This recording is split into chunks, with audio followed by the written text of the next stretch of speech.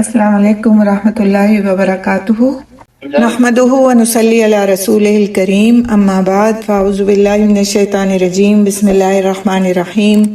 رب اشرح لی صدری ویسر لی امری واحلل عقدۃ من لسانی یفقہوا قولی، ربنا زدنا علما، اللہم فقہنا فی الدین، ربی یسر ولا تعسر وتمم بالخیر۔ الحمدللہ لاسٹ کلاس میں ہم نے سورہ بقرہ کی آیت نمبر 102 شروع کی تھی اور اس کو تقریباً آدھا ہم نے ختم کیا تھا، اور انشاءاللہ تعالی باقی کا حصہ آج ہم پڑھیں گے، لیکن ایک بار اس کا ایک کوئک سا ریکیپ کر لیں گے تاکہ اس کا لنک بن جائے جو ہم نے پیچھے پڑھا تھا۔ تو پہلے آیت کی قرأت، اس کا ترجمہ، اور اس کے بعد پھر انشاءاللہ تفسیر۔ اعوذ باللہ من الشیطان الرجیم، بسم اللہ الرحمن الرحیم۔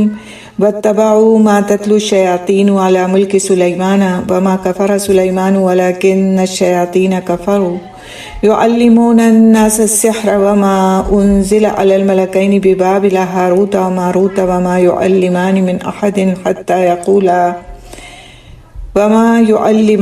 أحد حتى يقولا إنما نحن فتنة فلا تكفر فيتعلمون منهما ما يفرقون به بين المرء وزوجه وما هم بضارين به من أحد إلا بإذن الله ويتعلمون ما يضرهم ولا ينفعهم ولقد علموا لمن اشتراه ما له في الآخرة من خلاق ولبئس ما شروا به أنفسهم لو كانوا يعلمون۔ اور اس کے بجائے اس کی پیروی کرنے لگے جو سلیمان علیہ السلام کی سلطنت میں شیاطین پڑھا کرتے تھے، اور سلیمان نے کفر نہیں کیا بلکہ شیطانوں نے ہی کفر کیا تھا۔ وہ لوگوں کو جادو سکھاتے تھے اور وہ لوگ اس کے پیچھے لگ گئے جو بابل میں دو فرشتوں ہاروت و ماروت پر اتارا گیا تھا، اور وہ دونوں کسی کو کچھ نہیں سکھاتے تھے، یعنی وہ فرشتے، جب تک یہ نہ کہہ دیتے کہ ہم تو صرف آزمائش ہیں، بس تم جادو سیکھ کر کفر نہ کرو۔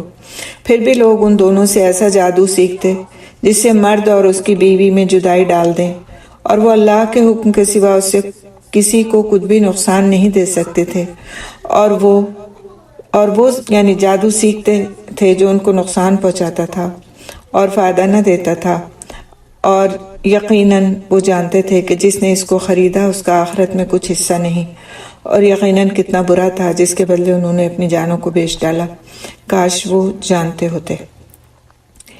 تو پچھلی آیات میں ذکر تھا کہ اہل کتاب نے اپنی کتاب کو پیٹھ پیچھے پھینک دیا، یعنی کہ اس کو پڑھنا چھوڑ دیا، اس کا علم حاصل کرنا چھوڑ دیا، اور اللہ سبحانہ تعالیٰ کی سنت اور حکمت یہ ہے کہ جو کوئی اس چیز کو ترک کر دیتا ہے، چھوڑ دیتا ہے جو اسے فائدہ دیتی ہے اور جس سے فائدہ اٹھانا اس کے لیے ممکن ہے لیکن وہ فائدہ نہ اٹھائے، تو اسے ایسے کام میں مشغول کر دیا جاتا ہے جو اس کے لیے نقصان دہ ہوتا ہے۔ یعنی اگر انسان فائدہ مند کاموں کو چھوڑ دیتا ہے جو واقعی اس کے لیے حقیقت میں فائدے والے ہوتے ہیں، تو پھر وہ کسی نہ کسی ایسے کام میں مشغول ہو جاتا ہے جو اس کے لیے بے فائدہ ہوتا ہے، کیونکہ کام تو کرنا ہے، کام کرنا تو ایک انسان کی فطرت میں ہے، تو جب وہ اچھے کام نہیں کرتا تو برے کاموں میں انوالو ہو جاتا ہے۔ جب ہم ذکر میں اپنا وقت نہیں گزارتے، قرآن میں اپنا وقت نہیں گزارتے، اچھے کاموں اچھی باتوں میں اپنا وقت نہیں گزارتے، تو پھر ہم غیبت، چغلی اور اس طرح کی چیزوں میں انوالو ہونا شروع ہو جاتے ہیں، کیونکہ زبان کا کام بولنا ہے نا، وہ بولے گی۔ تو جب اچھے کاموں میں انسان مصروف نہیں ہوتا تو اسے برے کاموں میں مصروف کر دیا جاتا ہے جو اس کے لیے نقصان دہ ہوتے ہیں۔ تو یہود اللہ کی کتاب کو پیچھے پھینک کر جادو کے پیچھے لگ گئے تھے اور ایسی تدبیریں ڈھونڈنے لگے جن سے کسی مشقت اور جد و جہد کے بغیر سارے کام بن جایا کریں، چنانچہ وہ جادو وغیرہ سیکھنے سکھانے میں مشغول ہو گئے تھے۔ تو سلیمان علیہ السلام کو جب یہود کے اس رجحان کا علم ہوا تو انہوں نے اس کو روکنے کے لیے جادو کی کتابیں لے کر اپنی کرسی کے نیچے ان کو دفن کر دیا۔ ان کی وفات کے بعد شیاطین اور جادوگروں نے ان کتابوں کو نکالا اور لوگوں میں مشہور کر دیا کہ اس علم کے ذریعے سلیمان علیہ السلام تم پر حکومت کرتے تھے، اور اس وجہ سے ان کے بہت زیادہ اختیارات تھے، یعنی سلیمان علیہ السلام پر کفر کا الزام لگا دیا۔ تو اس کے رد میں یہ آیات آپ صلی اللہ علیہ وسلم پر نازل ہوئی جس میں سلیمان علیہ السلام کا دفاع کیا گیا اور جادو کی حقیقت بیان کی گئی کہ اصل میں سلیمان علیہ السلام جو تھے وہ جادو کے زور سے یہ سارے کام نہیں کرتے تھے، بلکہ اللہ سبحانہ تعالیٰ کی طرف سے ان کو یہ معجزہ عطا ہوا تھا، یہ معجزات تھے جو ان کو ملے تھے اللہ کی طرف سے، کہ وہ کئی میلوں کی مسافت جو تھی منٹوں میں طے کر لیتے تھے۔ شیاطین پر، جنات پر ان کو قابو دیا گیا تھا، ان کو پرندوں کی بولیاں سکھائی گئی تھیں، وہ جانوروں کی بولیاں ان کو معلوم تھیں، جو کوئی جانور پرند بات کرتے تھے تو وہ اس کو سن لیا کرتے تھے، سمجھ لیا کرتے تھے۔ تو یہ ساری چیزیں ان کو اللہ سبحانہ تعالیٰ کی طرف سے یہ اختیارات دیے گئے تھے، معجزات عطا کیے گئے تھے۔ لیکن یہود نے کیا سمجھ لیا تھا اس بات کو کہ وہ جادو کے زور سے سارے کام کرتے ہیں، اور ان کے لیے یہی مشہور کر دیا تھا۔ تو وہ حضرت سلیمان علیہ السلام کو اللہ کا نبی بھی نہیں مانتے، کیونکہ ان کے حساب سے یہ ساری چیزیں ان کو جو عطا ہوئی تھیں وہ گویا جادو تھیں۔ تو اب جو ہے یہ ہوا کہ سلیمان علیہ السلام نے ان کی کتابیں وغیرہ لے کر کے جس سے وہ کیا کرتے تھے جادو ٹونے، تو انہوں نے اپنے جہاں وہ بیٹھتے تھے، جو ان کے بیٹھنے کی جگہ تھی، اس کے نیچے اس کو دفن کرا دیا تھا، تاکہ نہ رہے بانس نہ بجے بانسری والی بات کہ یہ علم لوگوں سے ہٹائی دیا جائے تاکہ کوئی اس کو سیکھے سکھائے نہیں۔ لیکن جب ان کا انتقال ہو گیا تو پھر انہوں نے وہاں اس جگہ کو کھود کر کے وہ چیزیں نکال لی اور یہ مشہور کر دیا کہ یہ جو کچھ کرتے تھے اسی جادو کی بنیاد پر کیا کرتے تھے۔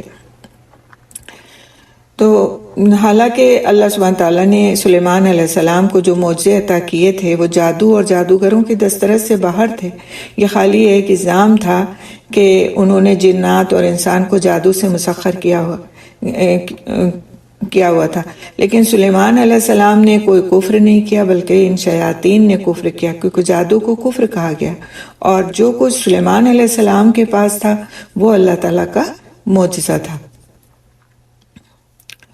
پھر ہم نے پچھلی بار یہ بھی پڑھا تھا کہ جادو ہے کیا، کہ ایک ایسا عمل ہے جو شیطان کی مدد سے کیا جاتا ہے۔ امام زہری رحمۃ اللہ علیہ اس کے بارے میں فرماتے ہیں۔ امام لیث رحمۃ اللہ علیہ فرماتے ہیں کہ جادو اس عمل کا نام ہے جس میں پہلے شیطان کا قرب حاصل کیا جائے اور پھر اس سے مدد لی جائے۔ اور اسی طرح امام راضی رحمۃ اللہ علیہ کا قول ہم نے پڑھا تھا کہ جادو کا تعلق ہر اس کام کے ساتھ ہوتا ہے جس کا سبب پوشیدہ ہو اور اس میں دھوکہ دہی نمایاں ہو۔ تو جادو کرنے کے لیے کبیرہ گناہوں کا ارتکاب کر کے شیطانوں کا قرب حاصل کرنا سحر کہلاتا ہے۔ اب یہ ایک بہت بڑی بات ہے کہ جادو کرنے کے لیے کبیرہ گناہوں کا ارتکاب کر کے شیطانوں کا قرب حاصل کرنا، شیطانوں کا قرب حاصل کرنا، اور پھر وہ اس کے بعد وہ جو کام وہ کہیں اس کے مطابق وہ کام کرنا اور یہ قرب حاصل کرنا، اس کو سحر کہا جاتا ہے۔ اور اس میں اس کو اسی لیے ہمارے مذہب میں، اسلام میں جادو کرنا کبیرہ گناہ ہے۔ اب اس میں دو طرح کی چیزیں آتی ہیں کہ ایک تو قولاً کس طرح یہ کبیرہ گناہ ہے، اور ایک عملاً کس طرح یہ کبیرہ گناہ ہے، یعنی بولنے کے اعتبار سے اور کرنے کے اعتبار سے۔ تو جو شرکیہ الفاظ والے دم ہیں اور جو شیطان کی تعریف کے کلمات ہیں اور شیطان کی کو تابع کرنے والے کلمات ہیں، وہ سارے جو ہیں قولی چیزیں ان کو ہم کہیں گے، اور عملی کیا ہیں کہ ستاروں کی عبادت کرنا، اللہ سبحانہ تعالیٰ کی نافرمانیوں والے کام کرنا، یہ سارے سب کچھ عملی اس کے اندر کام شامل ہیں جس کے ذریعے سے پھر سحر کیا جاتا ہے۔ تو سحر اور معجزے میں فرق یہ ہے کہ سحر جو ہے وہ ایک طرح سے شعبدہ بازی ہے، کبھی کامیاب ہوتا ہے کبھی نہیں ہوتا ہے، اور تخیل کا اس میں بہت دخل ہے، یعنی امیجنیشن کا بہت دخل ہے۔ لیکن معجزہ کیا ہوتا ہے؟ معجزے پیغمبر اللہ کی طرف سے لاتے ہیں اور ہمیشہ وہ کامیاب ہوتے ہیں، اور معجزے حقیقت پر مبنی ہوتے ہیں، یعنی حقیقت اس میں ہوتی ہے، خیالات خالی ان کا عمل دخل نہیں ہوتا۔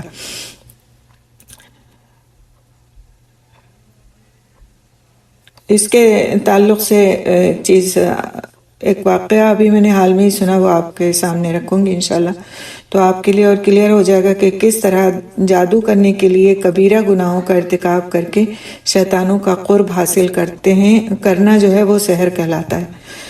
تو ایک شخص تھا، بہت زیادہ ڈسپریٹلی وہ بس یہ چاہتا تھا کہ اس کو کسی طرح سے مال مل جائے، بہت زیادہ غربت میں مبتلا تھا۔ ابھی ہمارے پاس کسی بہت اچھے اسپیکر نے یہ واقعہ بیان کیا کہ، اور جس سے یہ جو میں نے بات آپ کے سامنے بھی رکھی ہے یہ صحیح ثابت ہوتی ہے کہ یہ کام کس طرح کیا جاتا ہے۔ تو انہوں نے کہا کہ وہ شخص جو تھا وہ مسجد میں آیا، حرم میں آیا، اور وہاں پر ایک استاد بیٹھ کر کے پڑھا رہے تھے، تو ان سے کہنے لگا کہ مجھے نماز نے بچا لیا۔ تو انہوں نے کہا کہ تم یہ بات کہہ رہے ہو، اس کے پیچھے کیا بات ہے، کیا واقعہ ہے، تم بتاؤ، تاکہ دوسرے لوگوں کو بھی اس سے موٹیویشن ہو کہ نماز کتنی اہم چیز ہے اور تم کو اس نے کس طرح بچا لیا ہے۔ تو کہنے لگا کہ میں اتنا زیادہ غربت میں ہو گیا تھا کہ میں چاہ رہا تھا کہ بس کس طرح سے میرے پاس پیسے آ جائیں۔ تو میں ایک جادوگر کے پاس گیا جس کے بارے میں نے سنا تھا کہ وہ جادو کرتا ہے، جادو کے ذریعے سے بہت سارے کام کر دیتا ہے۔ تو میں اس کے پاس گیا کہ وہ مجھے کوئی عمل ایسا بتا دے، کوئی تعویذ دے دے، کوئی اس طرح کی بات کہ میں اس کو پڑھوں یا اس کو پہنوں تو مجھے جو ہے وہ پیسے مل جائیں۔ تو اس نے مجھے ایک پیپر پر ایک نام لکھ کر کے دیا، عجیب و غریب سا نام تھا۔ اس نے نام لکھ کر کے دیا اور اس نے کہا کہ ساحل پر جانا، یعنی سمندر کنارے جانا، سناٹی سی جگہ دیکھ کر کے وہاں پر اس نام کو خوب اونچی اونچی آواز لے کر کے پکارنا۔ تو کہنے لگا کہ میں نے ایسے ہی کیا، تو سمندر میں سے ایک عجیب الخلقت مخلوق نکلی جو نہ انسان تھی نہ جانور تھی، اور وہ نکل کے میرے سامنے ظاہر ہوئی۔ ایک لمحے کے لیے تو مجھے بہت ڈر لگا، لیکن چونکہ اس نے مجھے کہا تھا کہ جو کچھ بھی ہو اس کو تم جو ہے ہمت کے ساتھ برداشت کرنا، تو میں خاموشی سے اس کو دیکھتا رہا۔ تو وہ جب مخلوق نکلی تو اس نے مجھ سے کہا کہ تم کیوں میرا نام لے کر مجھے بلا رہے تھے؟ وہ جن تھا۔ تم میرا نام لے کے مجھے کیوں بلا رہے تھے؟ تو اس نے کہا کہ میں نے میں کسی کے پاس گیا تھا، کسی کاہن کے پاس، اور اس نے مجھے انعام دیا کہ میں اس کو لے کر کے پکاروں، تو یہ تمہارا ہی نام ہوگا اسی لیے تم آ گئے۔ تو اس نے کہا یہ میرا ہی نام ہے، اب تمہیں مجھ سے کیا کام ہے؟ کیونکہ وہ جن جو تھا وہ اس جادوگر کے تابع تھا۔ تو اس نے کہا کہ یہ میرا مسئلہ ہے، مجھے پیسے چاہیے۔ تو اس نے کہا اچھا تم پیسوں کے لیے کیا کر سکتے ہو؟ اس نے کہا کچھ بھی کر سکتا ہوں، میں اس وقت بہت زیادہ ضرورت مند ہوں۔ تو اس نے کہا اچھا میں تمہیں کچھ کام بتاتا ہوں، وہ کام تمہیں کرنے ہوں گے۔ تو اس نے کہا ٹھیک ہے تم بتاؤ۔ تو اس نے جو پہلا کام بتایا، اس نے کہا کہ تمہیں اپنے کسی محرم رشتے کے ساتھ زنا کرنا ہوگا۔ محرم رشتے کے ساتھ، آپ سوچیں زنا خود بھی کتنی قبیح چیز ہے، کبیرہ گناہ ہے، اور پھر وہ محرم رشتے کے ساتھ۔ وہ خاموش رہا، چپ کر کے اس نے سن لیا، کچھ ہاں نہ میں کوئی جواب نہیں دیا۔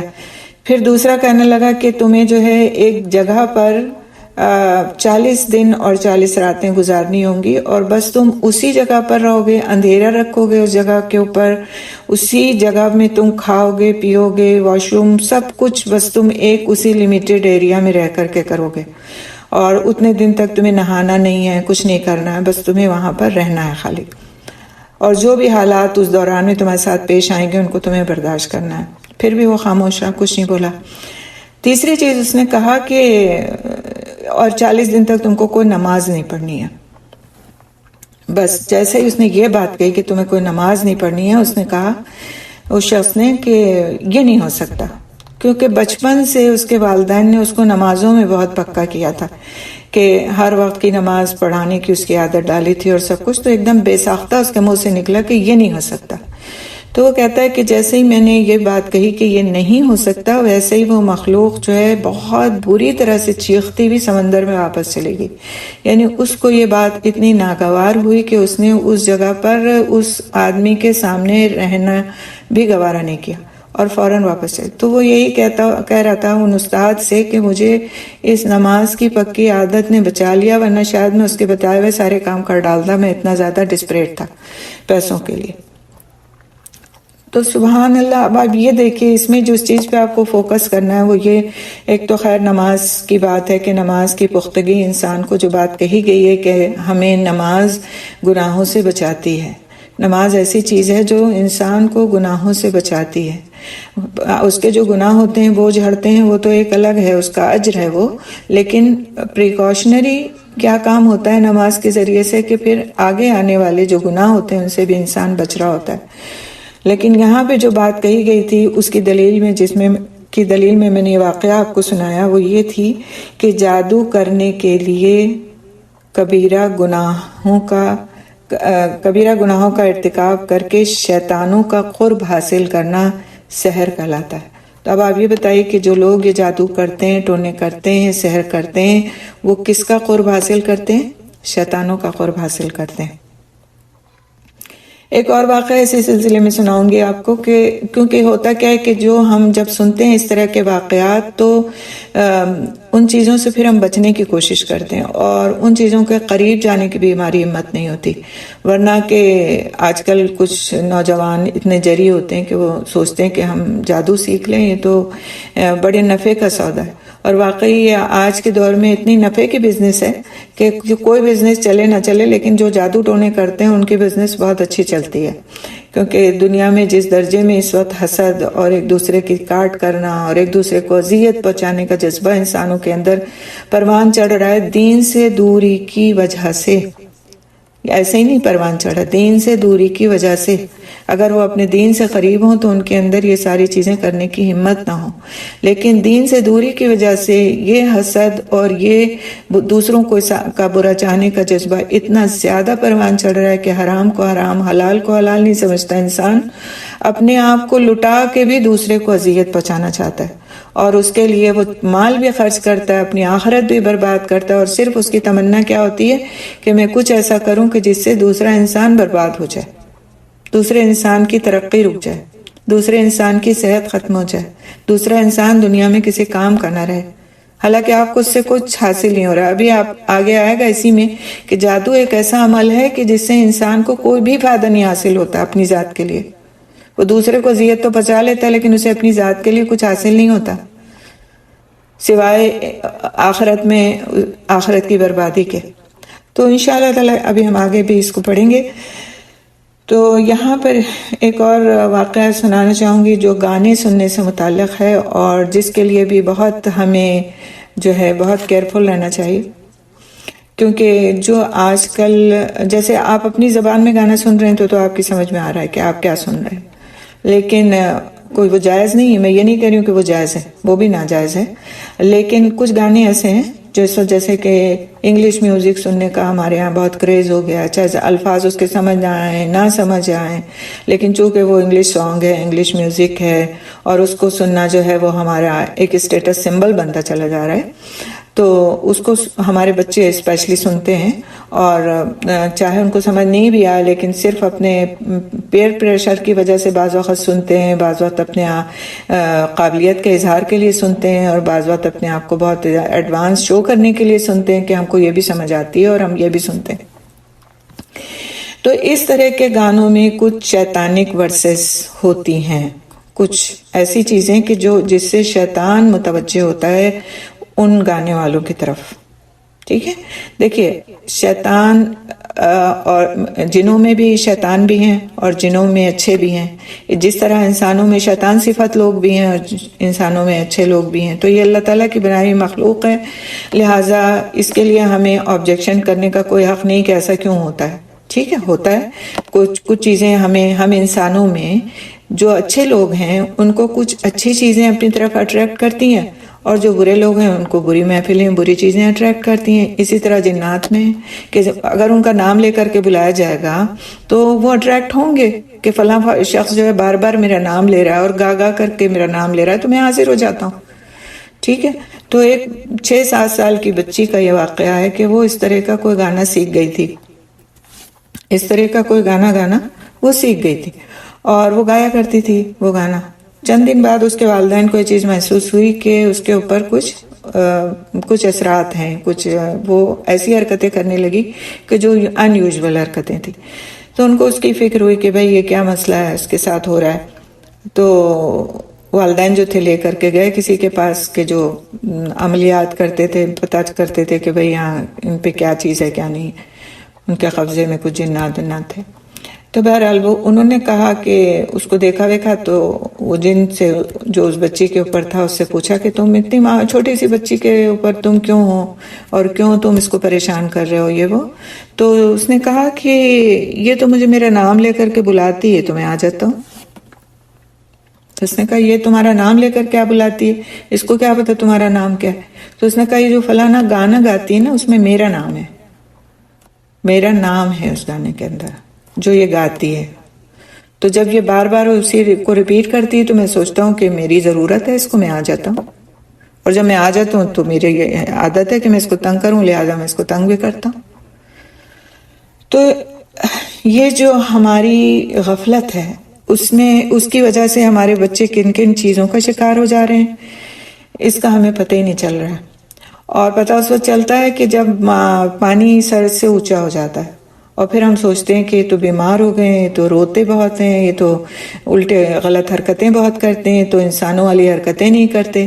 تو اس میں غلطی ہماری ہے کہ ہم وقت سے چوکنا کیوں نہیں ہوتے کہ ہمارا بچہ کیا بول رہا ہے، ہمارا بچہ کیا گا رہا ہے، ہمارا بچہ کیا پڑھ رہا ہے، ہمارا بچہ کیا دیکھ رہا ہے، ہمیں کچھ پتہ نہیں ہوتا۔ ہم نے ہاتھ میں ان کے تھما دی کوئی ڈیوائس، اب وہ جو کچھ بھی دیکھ رہے ہیں، جو کچھ بھی سن رہے ہیں، جو کچھ بھی اس سے سیکھ رہے ہیں، اور جو کچھ بھی ان کی زبانوں پر آ گیا ہے اور وہ اس کو بار بار بول رہے ہیں، اس کی ہمیں خبر نہیں ہوتی، پتہ نہیں چلتا۔ اور جب وہ بیمار پڑ جاتے ہیں اور پھر ان کو ہمیں دیکھ کے تکلیف ہونا شروع ہوتی تو ہم ادھر ادھر بھاگتے پھر رہے ہوتے ہیں۔ تو یہ واقعات میں نے جو دو آپ کو سنائے، اس میں ہمارے لیے سبق یہ کہ جادو کرنے کے لیے کبیرہ گناہوں کا ارتکاب کر کے شیطانوں کا قرب حاصل کیا جاتا ہے، اور یہ قرب حاصل کرنا سحر کہلاتا ہے۔ لہٰذا اس کے لیے جو ہمیں پریکاشنز لینا ہے ان کو ہمیں حدیث نے بھی بتا دیا ہے اور قرآن نے بھی بتا دیا ہے۔ تو اس وقت کا انتظار کیے بغیر کہ وہ چیزیں ہمارے ساتھ پیش آ جائیں، ہمیں پہلے سے تیاری کرنی چاہیے۔ جیسے ہوتا ہے کہ اگر ہمیں خطرہ ہو کہ شہر میں بہت چوریاں ہو رہی ہیں اور بہت ڈاکو پھر رہے ہیں ادھر سے ادھر، تو ہم کیا کرتے ہیں، اپنے دروازوں کو مضبوط کروا لیتے ہیں۔ اس میں اگر ایک سٹکنی لگی ہوئی تو ایک اور لگوا لیتے ہیں، ایک لاک لگا ہوا ہے ایک طرح کا تو ہم کہتے ہیں نہیں ایک اور مزید لگوا لیں تاکہ جو ہے ہمارے دروازے کو توڑ کر کے کوئی آ نہ سکے۔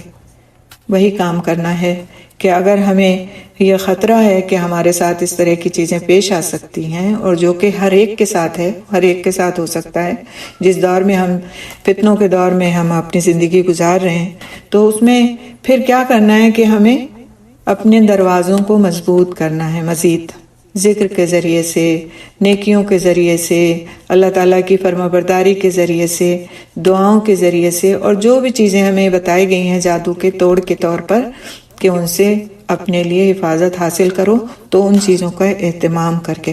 اور اگر ہم پھر نہیں کرتے، معلوم ہونے کے باوجود بھی نہیں کرتے، تو پھر اگر ہمارا سامان لٹ جاتا ہے یا ہمارے اندر توڑ پھوڑ مچا دی جاتی ہے جادو ٹونوں کے ذریعے سے، تو اس کے ذمہ دار ہم خود ہیں، کوئی دوسرا نہیں ہے۔ پھر تو جادو جو ہے اس کی کچھ اقسام بھی بتائی گئیں کہ یہ بعض وقت جو ہے قتل کی صورت میں سامنے آتا ہے۔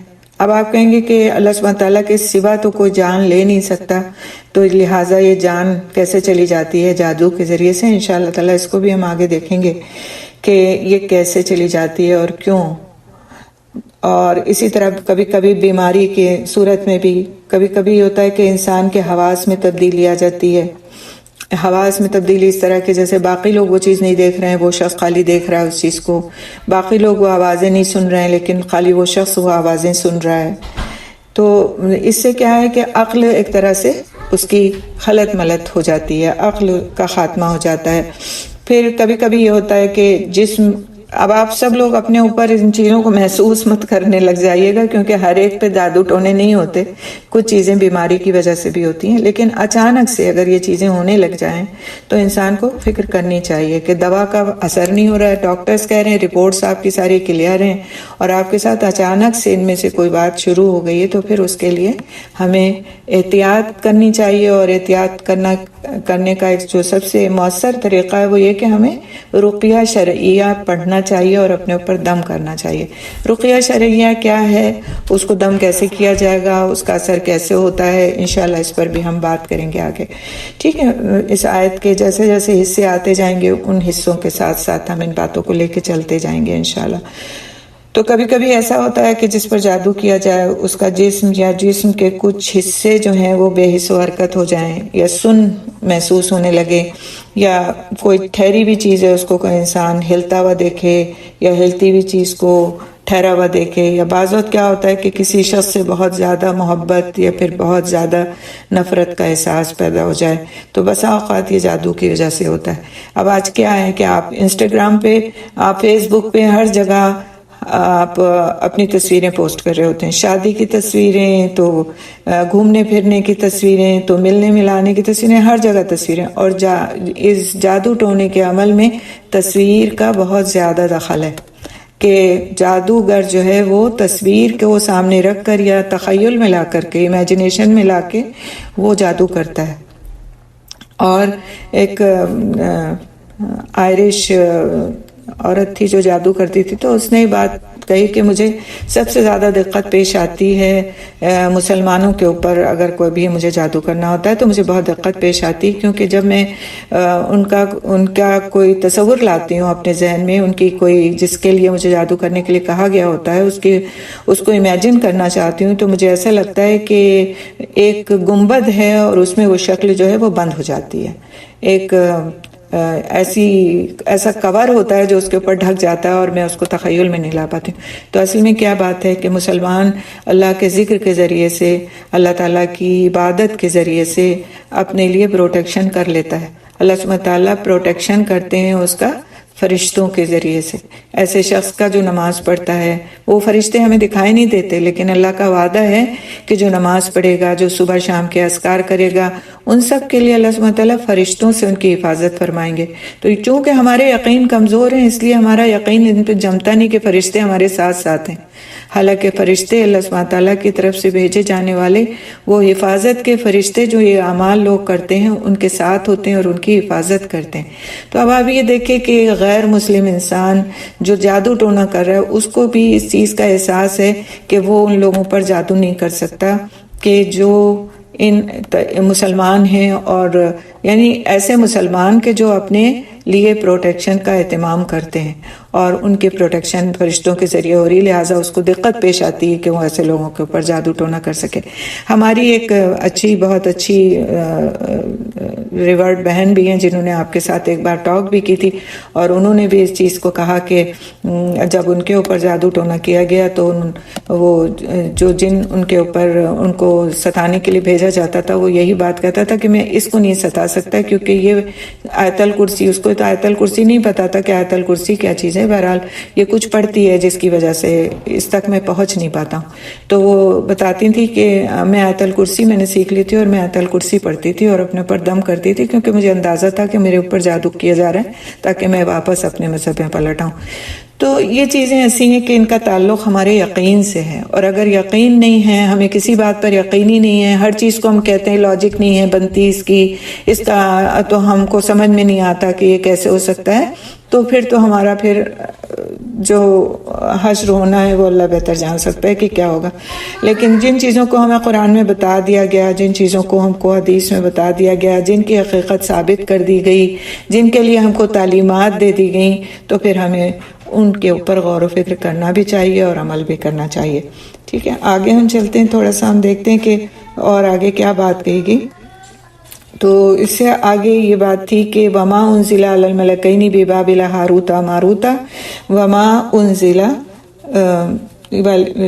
آیت کا یہ جو حصہ ہے، تو یہاں پر یہ اس سے مراد یہ ہے کہ وہ جادو جو دو فرشتوں ہاروت اور ماروت پر لوگوں کے فتنے اور آزمائش کے لیے اتارا گیا تھا، اور یہ معنی اس کے درست نہیں ہے کہ دو فرشتے ہاروت اور ماروت پر سحر نازل نہیں ہوا تھا، کیونکہ ماں جو ہے اصل میں عربی میں جو ماں کا لفظ ہے یہ دو کئی معنوں میں استعمال ہوتا ہے، لیکن اسپیشلی دو معنوں میں استعمال ہوتا ہے۔ ایک تو ہوتا ہے کہ جوڑنے والا معنی، جس کو ہم کہتے ہیں کنیکٹنگ ناؤن، جس کو ہم کہتے ہیں کہ جیسے ہم انگلش میں کہتے ہیں اینڈ، ایک تو اس چیز کے لیے استعمال ہوتا ہے، اور ایک جو ہے وہ ناٹ کے لیے بھی استعمال ہوتا ہے۔ تو یہاں پر جو ہے کنیکٹنگ کے میننگ میں ہے، ناٹ کے میننگ میں نہیں ہے، تو اس سے غلط فہمی نہیں ہونا چاہیے، کیونکہ اس کا غلط معنی بھی نکال کر کے کچھ لوگ اس کے ذریعے سے شر پسندی پیدا کرتے ہیں کہ قرآن میں جادو کا علم ہے اور جادو کے بارے میں بتایا گیا، لہٰذا سحر کے بارے میں بتایا گیا، لہٰذا اس کی اجازت دی گئی، اس طرح کی وہ تفسیر اس کے لیے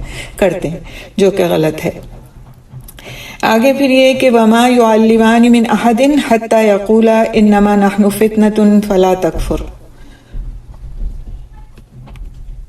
فلا تکفر، تو وہ جو تھے یہ بات کہا کرتے تھے کہ ہم دونوں جو ہیں یعنی کسی ایک کو بھی وہ دونوں جادو کسی ایک کو بھی نہیں سکھاتے تھے، حتیٰ کہ وہ یہ بات کہہ دیتے کہ یہ فتنہ ہے یا آزمائش ہے، اور اگر تم جادو سیکھو گے تو ایک طرح سے تم کفر کرو گے۔ اور اس جادو کا نازل ہونا جو تھا وہ آزمائش کے لیے تھا، اور فرشتوں کے باوجود منع کرنے کے وہ لوگ یہ شرک و کفر کرتے تھے اور ان سے جادو سیکھتے تھے۔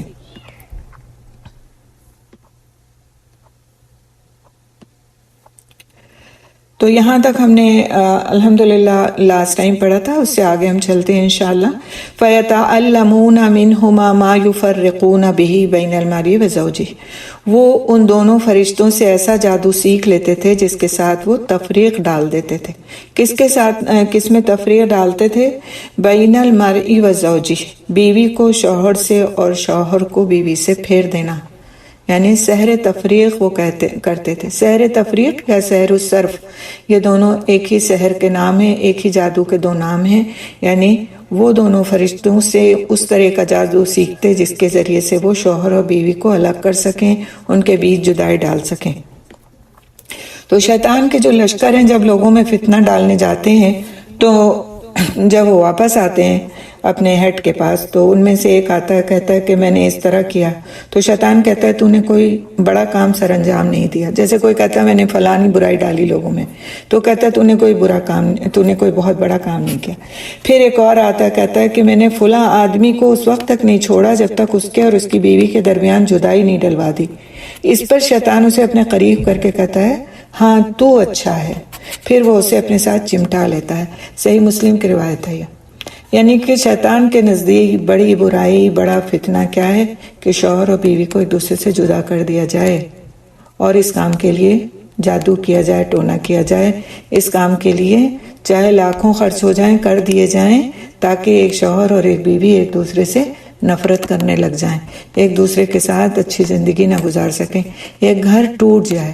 کیونکہ بظاہر تو یہ ہوتا ہے کہ ایک شوہر اور ایک بیوی کے درمیان جدائی پڑ جاتی ہے، لیکن حقیقت میں معاشرے کی ایک اکائی جو ہے وہ بالکل ختم ہو جاتی ہے، ٹوٹ جاتی ہے۔ جب ایک گھر ٹوٹتا ہے تو نہ صرف شوہر بیوی الگ ہو جاتے ہیں بلکہ پورا خاندان اس سے ہل جاتا ہے، پورا خاندان تباہی کے دہانے پر آ جاتا ہے، بچوں کی شخصیتیں تباہ و برباد ہو جاتی ہیں۔ آگے چل کر کے وہ بچے معاشرے کے بہت کوئی ایسے افراد نہیں بن سکتے جو معاشرے کی تعمیر کا کام کریں، بلکہ وہ نگیٹو سوچ کے مالک ہو جاتے ہیں، وہ پازیٹیو سوچ ان میں نہیں رہتی۔ لہٰذا دو لوگوں کے اندر برائی ڈالنے سے، جو کہ شوہر اور بیوی کے رشتے میں ہیں، ایک پورا یونٹ جس کو ہم ایک گھر کہتے ہیں، گھرانہ کہتے ہیں، وہ تباہ ہو جاتا ہے۔ لہٰذا شیطان کی نظر میں بھی اس بات کی اہمیت ہے کہ ایک گھرانے کو تباہ کیا جائے تو وہ زیادہ اہم ہے۔ وَمَا هُمْ بِضَارِّينَ بِهِ مِنْ أَحَدٍ إِلَّا بِإِذْنِ اللَّهِ، تو یہاں پہ اذن کا معنی اگر ہم سمجھ لیں تو ہمارے لیے اس حصے کو آیت کی سمجھنا آسان ہو جائے گا کہ اذن سے دو طرح کی مطلب اذن جو ہے وہ اجازت کے میننگ میں دو سینس میں یوز ہوتا ہے۔ ایک ہے کونی اور قدری، جو یہاں پر مراد ہے۔ کونی اور قدری کیا ہے میں بھی آپ کو کلیئر کروں گی، اور دوسرا ہے دینی اور شرعی۔ تو یہاں پر یہ مراد نہیں ہے بلکہ کونی اور قدری مراد ہے۔ تو کونی اور قدری اذن کیا ہوتا ہے؟ ایک طرح سے وہ آزمائش ہوتی ہے، اور آزمائش کیوں آتی ہے؟ انسان کو کچھ سکھانے کے لیے اور اس کے درجات کو بلند کرنے کے لیے آتی ہے۔ اور اس اجازت کا یا اس کا اثر کب ہوتا ہے؟ اگر وہ انسان کی قسمت میں وہ چیز لکھی ہوتی ہے اللہ کی طرف سے تو سبب بن جاتا ہے اور وہ چیز انسان کو پیش آ جاتی ہے۔ اب آپ دیکھیں کہ جیسے کووڈ آیا، ٹھیک ہے، تو کووڈ ایک آزمائش تھی کہ نہیں تھی؟ لیکن اس آزمائش سے وہ لوگ گزرے کہ جن کی قدر میں وہ چیز لکھی ہوئی تھی، جن کی تقدیر میں وہ چیز لکھی ہوئی تھی، سارے لوگ نہیں گزرے، ٹھیک ہے۔ لیکن ایک اذن وہ ہوتا ہے کہ جس میں انسان کو اختیار دیا گیا ہوتا ہے کہ آیا یہ کہ وہ اس کو اختیار کر لے یا وہ اس کو نہ اختیار کرے۔ تو اس طرح کی یہاں پر جو، اور وہ دینی اور شرعی ہوتا ہے، تو یہاں پہ یہ مراد نہیں ہے، یہ اذن مراد نہیں ہے، بلکہ یہ اذن مراد ہے جو آزمائش کے سینس میں ہے اور جس کا جس کے ذریعے سے انسان کو سکھایا جاتا ہے یا پھر اس کا اجر بڑھانے کے لیے وہ آزمائش اس کے سامنے آتی ہے۔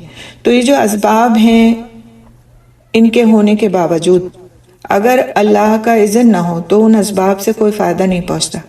آپ کوئی دوا علاج کرتے ہیں، آپریشن بھی کرا لیتے ہیں، لیکن اگر آپ کے قدر میں نہیں ہے شفا یاب ہونا، تو وہ آپ شفا یاب نہیں ہو سکتے اسباب کو اختیار کرنے کے باوجود۔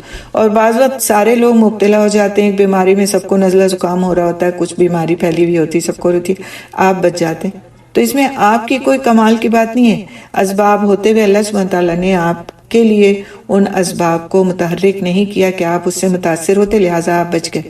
تو یہ اللہ کی طرف سے اذن جب تک نہیں ہوتا، جب تک کوئی بھی آزمائش نہیں آتی، کوئی بھی مصیبت نہیں آتی، اس لیے ہمیشہ اللہ سے دعا تو کرنی چاہیے اس بات کے لیے کہ اللہ تعالیٰ تو ہماری مصیبتوں کو ہم سے دور فرما دے اور ہم کو کسی آزمائش میں مبتلا نہ فرما۔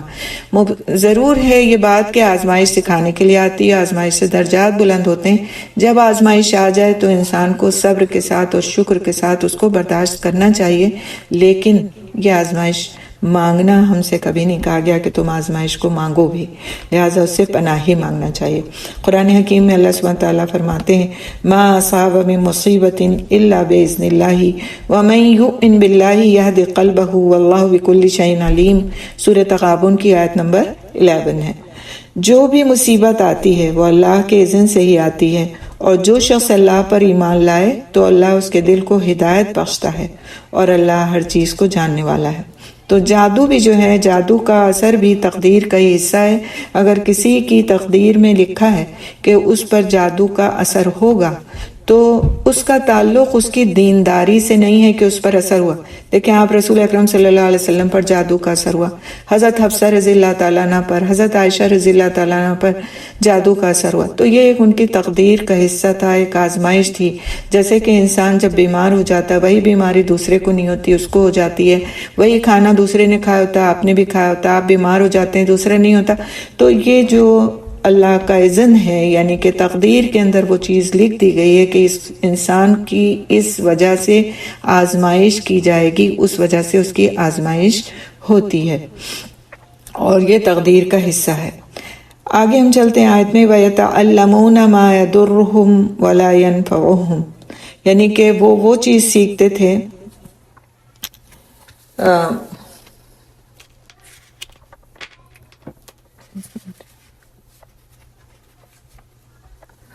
وَيَتَعَلَّمُونَ مَا يَضُرُّهُمْ وَلَا يَنفَعُهُمْ، اور وہ لوگ ان سے وہ چیز سیکھتے تھے جو نہ ان کو نقصان پہنچا سکتی تھی اور نہ ان کو فائدہ دے سکتی تھی۔ یعنی علم سحر جو ہے اس سے نہ کوئی دنیاوی فائدہ ہوتا ہے، اور دین کا تو نقصان ہوتا ہی ہوتا ہے، دین کا تو کوئی فائدہ ہے ہی نہیں، لیکن دنیاوی بھی کوئی فائدہ نہیں ہوتا، اس طور پر کہ ایک کاہن، ایک جادوگر بہت کچھ کماتا ہے، ہزاروں لاکھوں کی تعداد میں لوگ اس کو پیسے دے کر کے جاتے ہیں، لیکن اگر آپ دیکھیے تو وہ لوگ انتہائی گندے علاقوں میں انتہائی گندگی کے ساتھ رہتے ہیں، کیونکہ ان کو اگر شیطان کا قرب حاصل کرنا ہے تو ان کو اسی طرح کا رہن سہن اختیار کرنا ضروری ہے ان کے لیے کہ وہ گندے رہیں، گندی جگہوں پر رہیں، گندے حال حلیہ میں رہیں، کیونکہ گندگی اور شیطان ظاہر ہے ایک دوسرے کے قریب ہیں، وہ اللہ کی رحمت سے لعنت زدہ ہیں، دور ہیں، اور وہ شیطان کے قریب ہیں، لہٰذا ان کو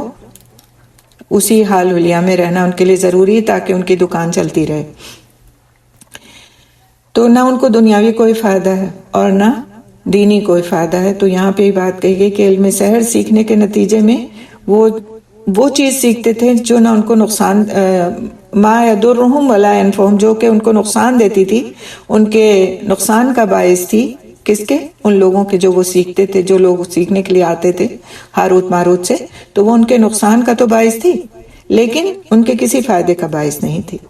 وَلَقَدْ عَلِمُوا لَمَنِ اشْتَرَاهُ مَا لَهُ فِي الْآخِرَةِ مِنْ خَلَاقٍ، تو وَلَقَدْ عَلِمُوا سے یہاں مراد کون لوگ ہیں؟ کون لوگ جانتے تھے؟ یہود یہ بات جانتے تھے، یہود یہ بات جانتے تھے، ان کو معلوم تھی یہ بات، لیکن اس کے باوجود وہ جادو سیکھتے تھے۔ اس کی وجہ کیا تھی؟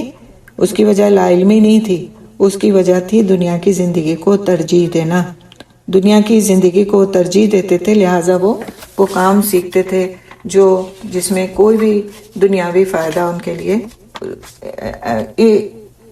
اس طرح نہیں تھا کہ وہ اس کے ذریعے سے کوئی اچھی زندگی نہیں بسر کر سکتے تھے، خود بھی نقصان اٹھاتے تھے اور اس کو سمجھتے نہیں تھے کہ وہ ان کا نقصان ہے، اور وہ ان کا اخروی نقصان تھا، اور دوسروں کو بھی وہ پریشان کرنے پر تلتے تھے۔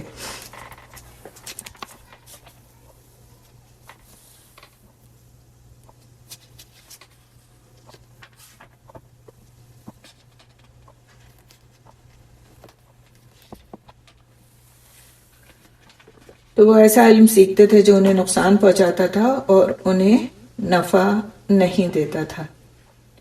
اور قرآن حکیم میں اللہ سبحانہ وتعالیٰ فرماتے ہیں قُلْ فِيهِمَا اسْمٌ كَبِيرٌ وَمَنَافِعُ لِلنَّاسِ وَإِسْمُهُمَا أَكْبَرُ مِن نَّفْعِهِمَا، یعنی کچھ چیزوں کے بارے میں قرآن حکیم میں یہ بات آتی ہے کہ بعض ایسے گناہ ہیں جس سے دنیاوی منفعت حاصل ہوتی ہے، دنیاوی فائدہ حاصل ہوتا ہے، جیسے کہ اس آیت کے میں بات کہی گئی کہ آپ کہہ دیں کہ ان دونوں میں بہت بڑا گناہ ہے، اور ان لوگوں کے لیے کچھ فائدے بھی ہیں جن دونوں کا گناہ ان کے اور لوگوں کے لیے کچھ فائدے بھی ہیں اور ان دونوں کا گناہ ان کے فائدے سے بہت بڑا ہے۔ تو سورہ بقرہ میں یہ چیز کہی گئی کس چیز کے لیے؟ شراب کے لیے اور جوئے کے لیے، کہ شراب اور جوئے میں لوگوں کے لیے بظاہر فائدے ہیں، جب وہ شراب پیتے ہیں تو ان کو ایک نشہ آتا ہے، ان کو ایک تسکین ملتی ہے، اور سود جب ان کو ملتا ہے تو اس سے مالی ان کو فائدہ ہوتا ہے، اس سے فائدہ اٹھاتے ہیں، لیکن اس کا جو گناہ ہے وہ بہت بڑا ہے گناہ۔ لیکن جادو کیا ہے؟ محض نقصان ہے، اور اس کا کوئی بھی فائدہ نہیں، نہ دنیا میں نہ آخرت میں۔ تو اس کے آگے کا حصہ ہم نے پڑھا تھا بھی، وَلَقَدْ عَلِمُوا لَمَنِ اشْتَرَاهُ مَا لَهُ فِي الْآخِرَةِ مِنْ خَلَاقٍ، حالانکہ بلا شبہ یقیناً وہ جانتے تھے کہ جس نے اس کو خریدا اس کے لیے آخرت میں کوئی حصہ نہیں۔ تو یہودیوں کو خوب معلوم ہے کہ رسول صلی اللہ علیہ وسلم کی پیروی کو چھوڑ کر جادو کے پیچھے لگ جانا نادانوں ہی کا کام ہے، ان کا آخرت میں کوئی حصہ نہیں، اور نہ اللہ تعالیٰ کی نگاہ میں قابل عزت ہیں، کیونکہ وہ متاع ایمان سے محروم ہیں۔ اسی طرح آگے پھر وَلَبِئْسَ مَا شَرَوْا بِهِ أَنفُسَهُمْ لَوْ كَانُوا يَعْلَمُونَ، اور یقیناً برا ہے جس کے بدلے انہوں نے اپنے آپ کو بیچ ڈالا، کاش وہ جانتے ہوتے۔ یعنی دین کو چھوڑ کر جادو اختیار کرنا بدترین روش ہے، اور اس کا اتنا بھاری نقصان ہے جس کی کوئی حد نہیں۔ کاش کہ انہیں اس نقصان عظیم کا یقین ہوتا یا ان کا ان نصیحتوں پر ایمان ہوتا۔ مالک رحمۃ اللہ علیہ فرماتے ہیں کہ جادوگر جو جادو کا عمل کرتا ہو اور کسی نے اس پر جادو کا عمل نہ کیا ہو، اس کی مثال اس شخص کی سی ہے جس کے بارے میں اللہ تعالیٰ قرآن حکیم میں فرماتے ہیں وَلَقَدْ عَلِمُوا لَمَنِ اشْتَرَاهُ مَا لَهُ فِي الْآخِرَةِ مِنْ خَلَاقٍ، حالانکہ بلا شبہ یقیناً وہ جانتے تھے کہ جس نے اس کو خریدا اس کے لیے آخرت میں کوئی حصہ نہیں ہے۔ تو یہ چیزیں یہاں تک ہم نے یہ آیت کمپلیٹ ہو گئی، مکمل ہو گئی۔ تھوڑا سا اس آیت سے جو فائدے حاصل ہوتے ہیں، جو فائدے ہیں اس آیت کو سمجھنے کے اور پڑھنے کے، ان کو ہم تھوڑا سا کنسائز وے میں دیکھ لیتے ہیں انشاءاللہ تعالی۔ کہ جادو کفر ہے۔ دیکھیں دو چیزیں ہیں، ایک ہے جادو کبیرہ گناہ ہے اور ایک ہے جادو کفر ہے۔ تو ان دونوں کو ہم دیکھیں گے کہ جادو کفر کس وقت میں ہے اور جادو کبیرہ گناہ کس وقت میں ہے۔ تو اگر جادو میں ایسے اعمال ہوں جو کفر کی طرف لے جانے والے ہوں، یعنی کہ جس میں اللہ سبحانہ تعالیٰ کا انکار کیا جائے، ایسے اعمال ہوں اور شرک ہو، شیطانوں کی عبادت ہو، غیر اللہ کو سجدہ کیا جائے، تو یہ اس طرح کے جادو کو پھر اس کیٹیگری میں رکھا جائے گا کہ جادو کفر ہے۔ اور جادو کبیرہ گناہ ہے اگر یہ جادو کفریہ اعمال پر مشتمل نہ ہو، یعنی کہ جادو تو کیا جائے لیکن اس میں اللہ تعالیٰ کی ذات کا انکار نہ کیا جائے، یا پھر قرآن کے ذریعے ایسا کام کیا جائے جو جادو سے ملتا جلتا ہو، جو آج کل بہت زیادہ استعمال میں ہے اور بہت زیادہ لوگ اس کو استعمال کرتے ہیں اور کہتے ہیں کہ ہم قرآن سے عمل کرتے ہیں اور ہم قرآن کی آیت کو لکھ کر کے جو ہے کوئی عمل کرتے ہیں، جادو کرتے ہیں۔ تو پلیز مائک آف کریے، مائک آف کریے، مائک آف کر لیجیے جی۔ تو اگر کوئی شخص جو ہے وہ جادو کو اس طرح کرتا ہے کہ اس میں وہ قرآن کو استعمال تو کرتا ہے لیکن قرآن کو کی جو آیت وہ لکھتا ہے وہ الٹی لکھی ہوئی ہوتی، یہ کام کیا جاتا ہے کہ قرآن کی آیت کو الٹا لکھا جاتا ہے، قرآن کی آیات کو گندی چیزوں سے لکھا جاتا ہے، گندی چیزوں سے جس کو آپ امیجن نہیں کر سکتے، ان چیزوں کی سیاہی بنا کے اور ان چیزوں کے ذریعے سے قرآن کی آیات کو لکھا جاتا، اور پھر وہ آیت دے دی جاتی کہ اس کا تم تعویذ بنا کر کے پہن لو، یا پھر اس کو گھول کے پی لو، یا اس کو اپنے لیے کسی بھی طرح استعمال میں اس شخص کے لیے آیا جاتا۔ تو یہ جو ہے، اور کہنا یہ کہ اس کو قرآن کا، یہ قرآن، ہم تو قرآن کے ساتھ کرتے ہیں یہ کام، تو یہ کیسا غلط ہو سکتا ہے؟ تو اس کے کرنے کے طریقے، کوئی بھی دوا اگر آپ استعمال کریں اور اس دوا اس سے میاں بیوی میں تفریق کا ہو جانا ایک ایسی بات ہے جو حدیث سے ثابت ہو گئی کہ جادو کے اثرات سے ایسا ہوتا ہے، اور شیطان کا یہ ایک بہت زیادہ محبوب مشغلہ ہے، اور یہ اس کے لیے ایک بہت بڑی جرأت کا کام ہے کہ وہ ایسا کرے۔ پھر ہم نے دیکھا اس آیت میں کہ اللہ کے اذن کے بغیر کوئی کام نہیں ہوتا، جب تک کہ ہمارے مقدر میں وہ کام نہیں ہے تو وہ کام نہیں ہوتا۔ اب کسی کے اوپر اثر ہوتا ہے، کسی کے اوپر اثر نہیں ہوتا۔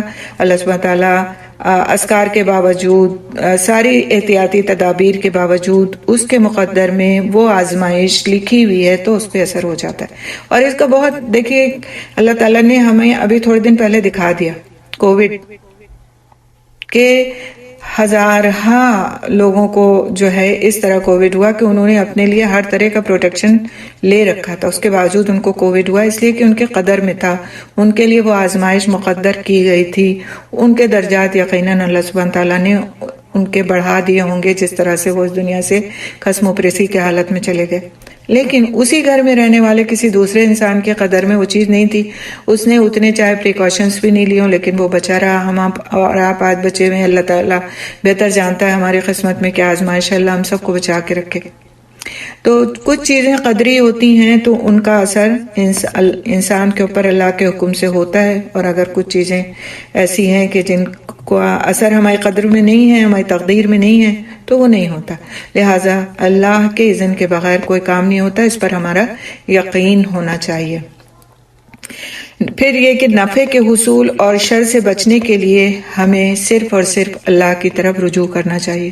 ہمیں کسی کاہن، کسی جادوگر، کسی جادو ٹونے کرنے والے، کسی عامل، کسی ایسے شخص کے پاس نہیں جانا جو آپ سے پیسے لیتا ہے، جو آپ سے تصویر کی فرمائش کرتا ہے، جو آپ کو ایسے سوالات آپ سے کرتا ہے کہ وہ آپ کا پورا کچا چٹھا معلوم کر لیتا ہے، اور پھر اس کے بعد جو ہے وہ آپ کو انہی میں سے نکال کے کوئی چیز بتا دیتا ہے، اور کچھ بھی ایسا کہ جو آپ کو لگتا ہو کہ یہ خلاف شرع کام ہے جو ہم سے کروایا جا رہا ہے یا ہمارے لیے کیا جا رہا ہے۔ دونوں صورتوں میں ایسے کسی شخص کی کسی بات پر عمل نہیں کرنا، چاہے وہ فری میں کر رہا ہو کام اور چاہے پیسے لے کر کر رہا ہو، لیکن قرآن اور حدیث سے ٹکرانے والے کسی بھی عمل کو کرنے والے سے کسی طرح کا رجوع نہیں کرنا۔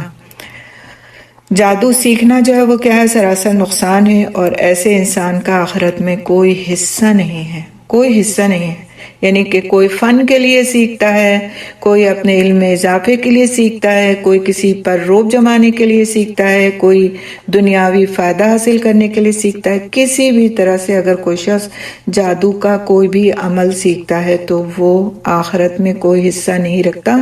اور اسی میں ہاتھ دیکھنا بھی آتا ہے، پامسٹری، جو ہم شوقیہ لے کر ایک دوسرے کے ہاتھ بیٹھ جاتے ہیں نا کہ دیکھتے ہیں تمہارے ہاتھ کی لکیریں کیا کہتی ہیں، اچھا تو تمہارے ہاتھ میں ایسے ہے، وہ فلاں کے ہاتھ میں سے تھا، اس کے ساتھ ایسے ہوا، تمہارے ساتھ بھی ایسے ہوگا۔ اور یہ ہم نے کہاں سے سیکھا ہوتا ہے؟ کچھ نہیں، ادھر ادھر کے 2-4 میگزینز پڑھ کر کے یا پھر اپنے کچھ اخبارات دیکھ کر کے، اس طرح کی چیزیں، اور ہم جو ہیں بڑے نجومی بن بیٹھتے ہیں اور لوگوں کو جو ہے بہت متاثر کرتے ہیں۔ تو یہ جادو، یہ اس طرح ہاتھ دیکھنے والے کی 40 دن کی نماز قبول نہیں ہوتی، نہ کوئی دعا قبول ہوتی ہے، نہ اس کو ہاتھ دیکھنے والے کو، نہ اپنی قسمت کا حال معلوم کرنے والے کی۔ یعنی کہ جب آپ دیکھیں کہ ایک کالم جو اخبار میں ہوتا ہے، ہر اخبار میں آلموسٹ اس میں قسمت کا حال لکھا ہوتا ہے اس ہفتے کی، اس کو برائے فن بھی نہ پڑھیں، کیونکہ اس سے انسان کے ذہن پر اثر مرتب ہوتا ہے اور اس کو لگتا ہے کہ اس کے ساتھ ویسا ہی ہو رہا ہے یا ویسا ہی ہونے جا رہا ہے۔ یہ صرف سائیکالوجیکل گیم ہے، لہٰذا اس سے پرہیز ضروری ہے۔ اور اس کی اتنی بڑی جب ہم کو وعید بتا دی گئی کہ 40 دن تک نماز نہیں قبول ہوتی، نہ دعا قبول ہوتی ہے، لہٰذا علم نجوم سے بھی اپنے آپ کو دور رکھنا ہے، ٹھیک ہے؟ اور یہ بھی انہی سے ملتی جلتی چیزیں ہیں، لہٰذا اس کا بھی میں ساتھ ساتھ تذکرہ آپ سے کرتی جا رہی ہوں کیونکہ یہ بہت عام باتیں ہو گئی ہیں۔ تو رسول اکرم صلی اللہ علیہ وسلم نے فرمایا کہ تباہ کر دینے والی چیزوں سے بچو، اور وہ تباہ کر دینے والی چیزیں کیا ہیں؟ اللہ کے ساتھ شرک کرنا اور جادو کرنے کرانے سے، دونوں چیزیں، کرنا اور کرانا۔ آپ نے کہا ہم نے تو نہیں کیا، ہم نے تو فلاں سے بتایا تھا جا کر، اس نے ہماری طرف سے کر دیا ہوگا، تو یہ ہماری طرف سے یا آپ نے پیسے دے کر کسی سے کرایا، بہرحال یہ اگر آپ نے کیا ہے تو یا کہہ کر کرایا، کوئی جاننے والا تھا اس کو یہ علم تھا اس سے کرایا، کسی بھی طرح سے کسی دوسرے کے لیے جادو کرانا کبیرہ گناہ ہے، اور اس سے بچنے کے لیے بات کہی گئی، اور یہ صحیح بخاری کی روایت ہے۔ اور جادو برحق ہے، نبی صلی اللہ علیہ وسلم پر بھی ہوا اور حضرت عائشہ رضی اللہ تعالیٰ عنہ پر بھی ہوا۔ آپ صلی اللہ علیہ وسلم کی بہت زیادہ اس حدیث سے ثابت ہوتا ہے کہ وعید ہے اس بارے میں کہ جادو کرنے اور کروانے والے کا نبی صلی اللہ علیہ وسلم سے کوئی تعلق نہیں۔ علم نجوم بھی جادو کی ایک قسم ہے، اور جادو پر ایمان لانے والا جنت میں داخل نہیں ہوگا۔ اللہ تعالیٰ ہمیں ہر ایسے علم سے محفوظ رکھے جو ہمیں جنت میں جانے سے روک دے، اور اس کے لیے ہمیں دعا پڑھنا چاہیے، اللہم انی اعوذ بک من علم لا ینفع۔ ٹھیک ہے، یہ والی پوری دعا ہے 4 جملوں کی، اس کو انشاءاللہ تعالیٰ ہم پوسٹ کر دیں گے، اس کو بھی ضرور آپ لوگ پڑھا کریں۔ جادو کرنے کی وجوہات کو ہم تھوڑا سا دیکھ لیتے ہیں کہ وجوہات کیا ہوتی ہیں کہ جس کی وجہ سے انسان جادو کرتا ہے۔ بہت سمپل سی کھلی بھی وجوہات ہیں، دشمنی ہوتی ہے آپس میں، حسد ہوتا ہے، رنجش ہوتی ہے، انتقام لینے کا جذبہ ہوتا ہے، اور یہی ساری وجوہات ہوتی ہیں جو انسان دوسرے پر جادو کرنا یا اس کو اذیت پہنچانا چاہتا ہے۔ جادو کی کچھ علامات ہم نے ابھی تھوڑی دیر اسی لیسن میں پہلے بھی پڑھی تھی، کچھ مزید اور جو جس کی سے انسان سمجھ سکتا ہے کہ اس پر میں بھی جادو کا اثر ہو سکتا ہے۔ کوئی ضروری نہیں ہے، دیکھیں پہلے اپنا دوا علاج کریں، پہلے ڈاکٹر کو دکھائیں، دوا علاج کریں، اور اس کے بعد اگر وہ کیفیت نہیں ختم ہوتی کسی بھی طرح سے، آپ کو لگتا ہے وہ اور بڑھتی ہی جاتی ہے اور میری رپورٹس بھی صحیح آ رہی ہیں اور مجھے ڈاکٹر سے علاج کراتے ہوئے بھی اتنا عرصہ ہو گیا، تو آپ ضرور اس بات کو پھر دیکھیں کہ آپ کے اوپر کوئی اس طرح کا معاملہ تو نہیں ہے، کسی سے آپ کی دشمنی تو نہیں ہے، کوئی آپ سے جلتا جلاتا تو نہیں ہے، جو کہ آپ کا فوراً جاتا ہے۔ سسرالی رشتوں پر انسان کا خیال جاتا ہے کہ انہوں نے کچھ کر دیا ہوگا، لیکن ہمیشہ ایسا نہیں ہوتا، اور کبھی اگر ہوتا بھی ہے تو اپنے رویے پر بھی غور کریں کہ آخر میں نے ایسا کیا کیا تھا جو میری کسی سے دشمنی ہو گئی۔ کوئی بے فالتو میں دشمنی نہیں باندھتا، کسی کو ایک دوسرے سے حسد ایسے ہی نہیں ہو جاتا، کچھ نہ کچھ ہمارا اپنا قصور بھی ہوتا ہے۔ شادیوں میں ہم اتنا شو آف کر لیتے ہیں کہ خامخواہ لوگ حسد میں مبتلا ہو جاتے ہیں، دوسروں کے حق مار کر کے تو ہم اپنے گھر سجا لیتے ہیں، آپس میں رنجشیں پڑ جاتی ہیں، ہم دوسروں کے ساتھ کچھ نہ کچھ ایسا برا کر دیتے ہیں کہ پھر ان کے اندر انتقام کا جذبہ پیدا ہو جاتا ہے، دشمنی پیدا ہو جاتی۔ تو اپنے رویوں پر بھی غور کرنے کی ضرورت ہے، یا پھر ہم خود کیسی زندگی گزار رہے ہیں۔ آیا یہ کہ اللہ رسول کے احکام کی پابندی والی ہماری زندگی ہے، قناعت والی ہماری زندگی ہے، ہمارے مزاج میں نرمی ہے، ہمارے مزاج میں عاجزی ہے، ہم دوسروں کا برا نہیں چاہتے ہیں؟ تو پہلے کام کریں اپنے اوپر، اس کے بعد پھر دیکھیں کہ ہاں میرے ساتھ پھر بھی ایسے کیوں ہوتا ہے، تو پھر اس کے علاج کی طرف توجہ دیں۔ تو کچھ علامات اور ہیں کہ انسان کو اپنے مزاج میں بہت زیادہ سستی، گھبراہٹ اور خاموشی اور تنہائی کی عادت ہو جائے۔ ایک تنہائی کی عادت ہوتی ہے کہ انسان موقع ڈھونڈتا ہے کہ وہ تنہا ہو اور اللہ کی عبادت کرے اور اللہ کے ذکر میں اپنے آپ کو لگائے اور خاموشی کے ساتھ اپنے آپ کو اللہ سے قریب کرنے کی کوشش کرے۔ اور ایک ہوتا ہے کہ بس اس کو عادت سی ہو جاتی، جیسے آپ دیکھیں بعض وقت بہت سے بچے ہوتے ہیں، لڑکیاں لڑکے، یا تو بہت سستی، ہر وقت سو رہے ہیں تو بس سو رہے ہیں، یا پھر یہ کہ وہ شکایت کرتے ہیں آ کر کے مجھے گھبراہٹ ہو رہی ہے، یا بالکل چپ ہو جاتے ہیں اور تنہائی میں رہنا پسند کرتے ہیں، یا پھر یہ کہ ذہنی انتشار کی کیفیت ہو جو بڑھتی جائے۔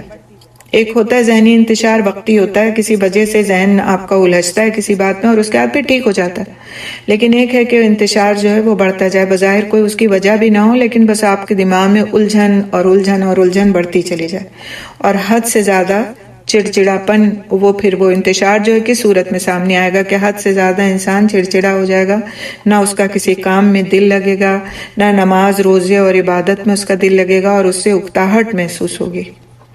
پھر اس کے علاوہ کچھ چیزیں ایسی ہوتی ہیں کہ جو بہت ہی آبویس ہوتی ہیں، بہت زیادہ ایک دم نظر آ رہی ہوتی ہیں، اور اس میں یہ کہ بغیر کسی ظاہری سبب کے کسی عزیز سے، کسی قریبی عزیز سے معاملات خراب ہو جائیں، خواہ کی تو میں ہو جائے، کچھ بھی نہیں تھا، ابھی آپ کے ہمارے درمیان تو کچھ بھی نہیں تھا اور ابھی ہماری جو ہے اس سے لڑائی جھگڑا ہو گیا، یا پھر یہ کہ جو شوہر بیوی کا معاملہ ہوتا ہے اس میں ایک دوسرے کے لیے کشش محسوس نہ ہونا، ایک دوسرے کا سے بری اسمیل آنا، ایک دوسرے کی صورت بری لگنا. بعض وقت شادی ہوتی ہے، پتہ چلتا ہے تیسرے چوتھے دن لڑکے نے کہہ دیا، لڑکی نے کہہ دیا مجھے تو اس کے ساتھ نہیں رہنا، مجھے اس کی صورت ہی بری لگتی ہے، حالانکہ وہ اچھی بھلی شکل کی لڑکی ہے، لڑکا ہے، دوسروں کو اس کی صورت اچھی لگ رہی ہے، لیکن اس کو نہیں، جس کے ساتھ شادی ہو اس کو نہیں اچھی لگتی وہ، یا کہتا ہے وہ کہ اس کے پاس سے بہت اسمیل آتی ہے. تو یہ بھی جادو کے اثرات کے تحت یہ چیزیں ہیں. یا پھر یہ کہ خون کے چھیٹے کپڑوں پر دیکھنا، کپڑوں کو کٹا ہوا پانا، کپڑا اس طرح سے کٹا ہوا ہو کہ یہ لگے کہ باقاعدہ اس جگہ سے کپڑے کو کاٹ کے نکال لیا گیا ہے، اس طرح سے کپڑا کٹا ہے. ایک تو ہے کہ سوراخ ہو جاتے ہیں، کپڑے پرانے ہو جاتے ہیں، کہیں سے تھوڑا بہت رپ ہو جاتے ہیں، وہ ایک الگ چیز ہے، لیکن یہ کہ باقاعدہ سے لگے کہ کپڑے کو کاٹ کر نکالا گیا ہے. تو یہ اس طرح کیا جاتا ہے کہ جو جادو کرنے والے ہوتے ہیں وہ جنات کے ذریعے سے ان کپڑوں کے ٹکڑوں کو حاصل کرتے ہیں جو کسی کے پہننے کے ہوتے ہیں، اور پھر اس پر وہ جادو ٹونا کرتے ہیں. تو اس طرح کے کپڑے کے وہ کٹے ہوئے پائے جائیں. پھر یہ کہ ڈراؤنے خواب آنا اور بیداری میں بھی چیخ پکار کی آواز سنائی دینا. بعض اوقات آپ بہت زیادہ ڈر کے ایک دم سے خواب میں اٹھ کے بیٹھ جاتے ہیں، یا چیختے ہیں اس طرح سے کہ جو پاس لیٹا ہوتا ہے وہ جاگ جاتا ہے. تو ضروری نہیں تھا کہ ہر وقت آپ نے کوئی ڈراؤنا خواب دیکھا تو ہر وقت آپ پہ کوئی جادو ہی ہوا ہے. بعض وقت ایسے ہی انسان دن بھر میں کوئی آپ نے ڈراؤنی مووی دیکھ لی ہے، کسی لڑائی جھگڑے کو آپ نے دیکھ لیا ہے، کوئی مار پیٹ کرتے ہوئے کسی کو دیکھ لیا ہے، وہ چیز آپ کو خواب میں آ جاتی ہے. وہ تو ایک الگ ہے کہ اوکیجنلی آپ نے کبھی کچھ ایسا دیکھ لیا، اس کا یہ مطلب نہیں کہ آپ پہ جادو کر دیا گیا، لیکن یہ چیز مستقل طور پر ہو تو پھر اس کی فکر کر لینا چاہیے. تو پھر اب یہ جب ساری چیزیں ہیں تو پھر ہمیں کرنا کیا چاہیے، تو اس سے بچنے کے طریقے کیا ہیں. یہ کہ اعوذ باللہ کثرت سے پڑھے انسان، برا خواب دیکھنے پر، وسوسے آنے پر، بیت الخلاء میں داخل ہونے سے پہلے ان سب جگہوں پر جانے کی ہمیں دعائیں بتائی گئیں. اور اس کے لیے پھر ہم کو کہا گیا کہ جو ہے استغفار کی کثرت کریں، اعوذ باللہ من الشیطان الرجیم پڑھنے پر، اعوذ باللہ من الشیطان الرجیم پڑھ کر کے، بسم اللہ پڑھ کر کے کاموں کی شروعات کریں. پھر اس کے علاوہ ایک چیز بتائی گئی کہ نہار منہ 7 عجوا کھجوریں. عجوا کھجور آپ سب فیملیئر ہیں اس سے، جو بھی جاتے آتے ہیں سعودی عرب میں، اب تو خیر انڈیا میں بھی، پاکستان، ہر جگہ ملنے لگی. تو وہ 7 کھجوریں نہار منہ کھانا. اور پھر جو سب سے بڑی چیز ہے وہ وضو اور نماز پر محافظت کرنا، یعنی وضو سے رہنا، باوضو رہنا. آپ کبھی بھی واش روم جائیں، آپ نکلنے سے پہلے وضو کر لیں، چاہے وہ نماز کا وقت ہو یا نہ ہو. باوضو رہنے والے کے لیے انشاءاللہ باذن اللہ اللہ سبحانہ تعالیٰ کا مغفرت کا وعدہ ہے کہ جو شخص باوضو رہتا ہے. تو کتنی دیر لگتی ہے، جو ہم واش روم جاتے ہیں مشکل سے 3 منٹ اور لگیں گے، آپ وضو کر کے نکل آئیں. تو جس وقت آپ وضو سے ہوتے ہیں نا تو نماز کا وقت ہوتا ہے، تو آپ اول وقت نماز بھی پڑھ لیتے ہیں اسی دے کے آپ وضو ہوتا ہے، ورنہ وضو کرنے کے چکر میں نماز ڈیلے ہوتی چلی جاتی. تو وضو اور نماز پر محافظت کرنا یہ بھی جو ہے جادو اور وسوسوں سے بچاؤ کا ذریعہ ہے. اسی طرح طہارت کا خیال رکھنا، طہارت کا، اپنی پاکی صفائی کا خیال رکھنا، کیونکہ یہ گندی چیزوں کے ذریعے سے یہ کام کرایا جاتا ہے. ان کو گندگی پسند ہوتی ہے جو یہ کام کرتے ہیں، لہٰذا جگہ گندی ہے جہاں آپ رہتے ہیں، کپڑے آپ کے گندے ہیں جہاں آپ، گندے سے مراد ہے ناپاک، جس میں نجاست ہو. ٹھیک ہے، تو کپڑا چاہے پرانا ہو، بوسیدہ ہو، بالکل معمولی درجے کا ہو، لیکن وہ پاک و صاف ہے کہ جس میں نماز پڑھی جا سکتی ہے، تو وہ پاک ہے اور اچھا کپڑا ہے، طاہر کپڑا ہے. اس کے مقابلے میں کپڑا چاہے جتنا قیمتی ہے لیکن اس میں نجاست کو چھٹانے کا اہتمام نہیں کیا گیا ہے، نجس ہے وہ، آپ کا جسم پر کوئی نجاست ہے، یا یہ کہ پھر آپ جس جگہ پہ رہتے ہیں وہاں پر کسی چیز سے حفاظت نہیں کی جاتی، جیسا کہ آج کے دور میں پیشاب کی چھینٹوں سے، پیشاب سے کو نجس نہیں سمجھ کر کے غیر مسلموں کے ساتھ رہنے کی وجہ سے ہمارے بچوں میں کھڑے ہو کر پیشاب کرنے کی عادت پڑ جاتی ہے، پھر وہ استنجا بھی نہیں کرتے اور ٹھیک سے، تو پھر ایسی چیزوں، ایسی نجاستوں کی جگہوں پر جادو ٹونے کا اثر ہونا آسان ہو جاتا ہے۔ لہٰذا طہارت کا خیال رکھنا بہت ضروری ہے۔ انشاءاللہ طہارت پہ ہم ایک ورکشاپ بھی کریں گے انشاءاللہ اس مہینے کے اینڈ میں یا پھر نیکسٹ منتھ کے فرسٹ ویک میں انشاءاللہ آپ کو اس سے مطلع کریں گے، اور ہم یہ 3 دن کی ورکشاپ کریں گے، اور اس میں ہم انشاءاللہ عورتوں سے تعلق رکھنے والے جو مسائل ہیں ان کو ڈسکس کریں گے۔ تو اس کو نہ چھوڑیں اور اس میں بلکہ اور زیادہ لوگوں کو مدعو بھی کریں۔ تو پھر یہ کہ خصوصاً فجر کی نماز کی حفاظت، ویسے تو ساری ہی نمازوں کی حفاظت، لیکن خصوصاً فجر کی نماز کو اس لیے کہا گیا کہ انسان اپنے دن کی شروعات کرتا ہے۔ پھر کثرت سے اللہ کا ذکر کرنا، اللہ کا ذکر ایک محفوظ قلعہ ہے۔ ہر کام سے پہلے بسم اللہ کرنا، خاص طور سے لباس اتارتے وقت۔ جس وقت ہم کپڑا پہنتے ہیں اس وقت ہم بسم اللہ کر لیتے ہیں، لیکن جس وقت ہم کپڑا اتارتے ہیں اس وقت ہم بسم اللہ کرنا بھول جاتے ہیں، اور ہر وہ کام جس سے پہلے بسم اللہ کر دی جائے، پڑھ لی جائے، شیطان کی آنکھوں کو بند کر دیتا ہے آپ کے اوپر پڑھنے سے۔ اسی لیے ہمیں جب ہم واش روم جاتے ہیں تو دعا پڑھنے سے بھی پہلے ہم کو بسم اللہ کہنا، بسم اللہ الرحمن الرحیم، اعوذ باللہ من الخبث والخبائث، یہ کر کے تو آپ واش روم جائیں، ٹھیک ہے؟ تو بسم اللہ اور یہ دعا آپ واش روم جانے سے پہلے، انٹر ہونے سے پہلے پڑھ لیں گے، اور پھر داخل ہوں گے تو وہاں پر آپ کی بے لباسی کے باوجود آپ کو کوئی نہیں دیکھ رہا ہوگا۔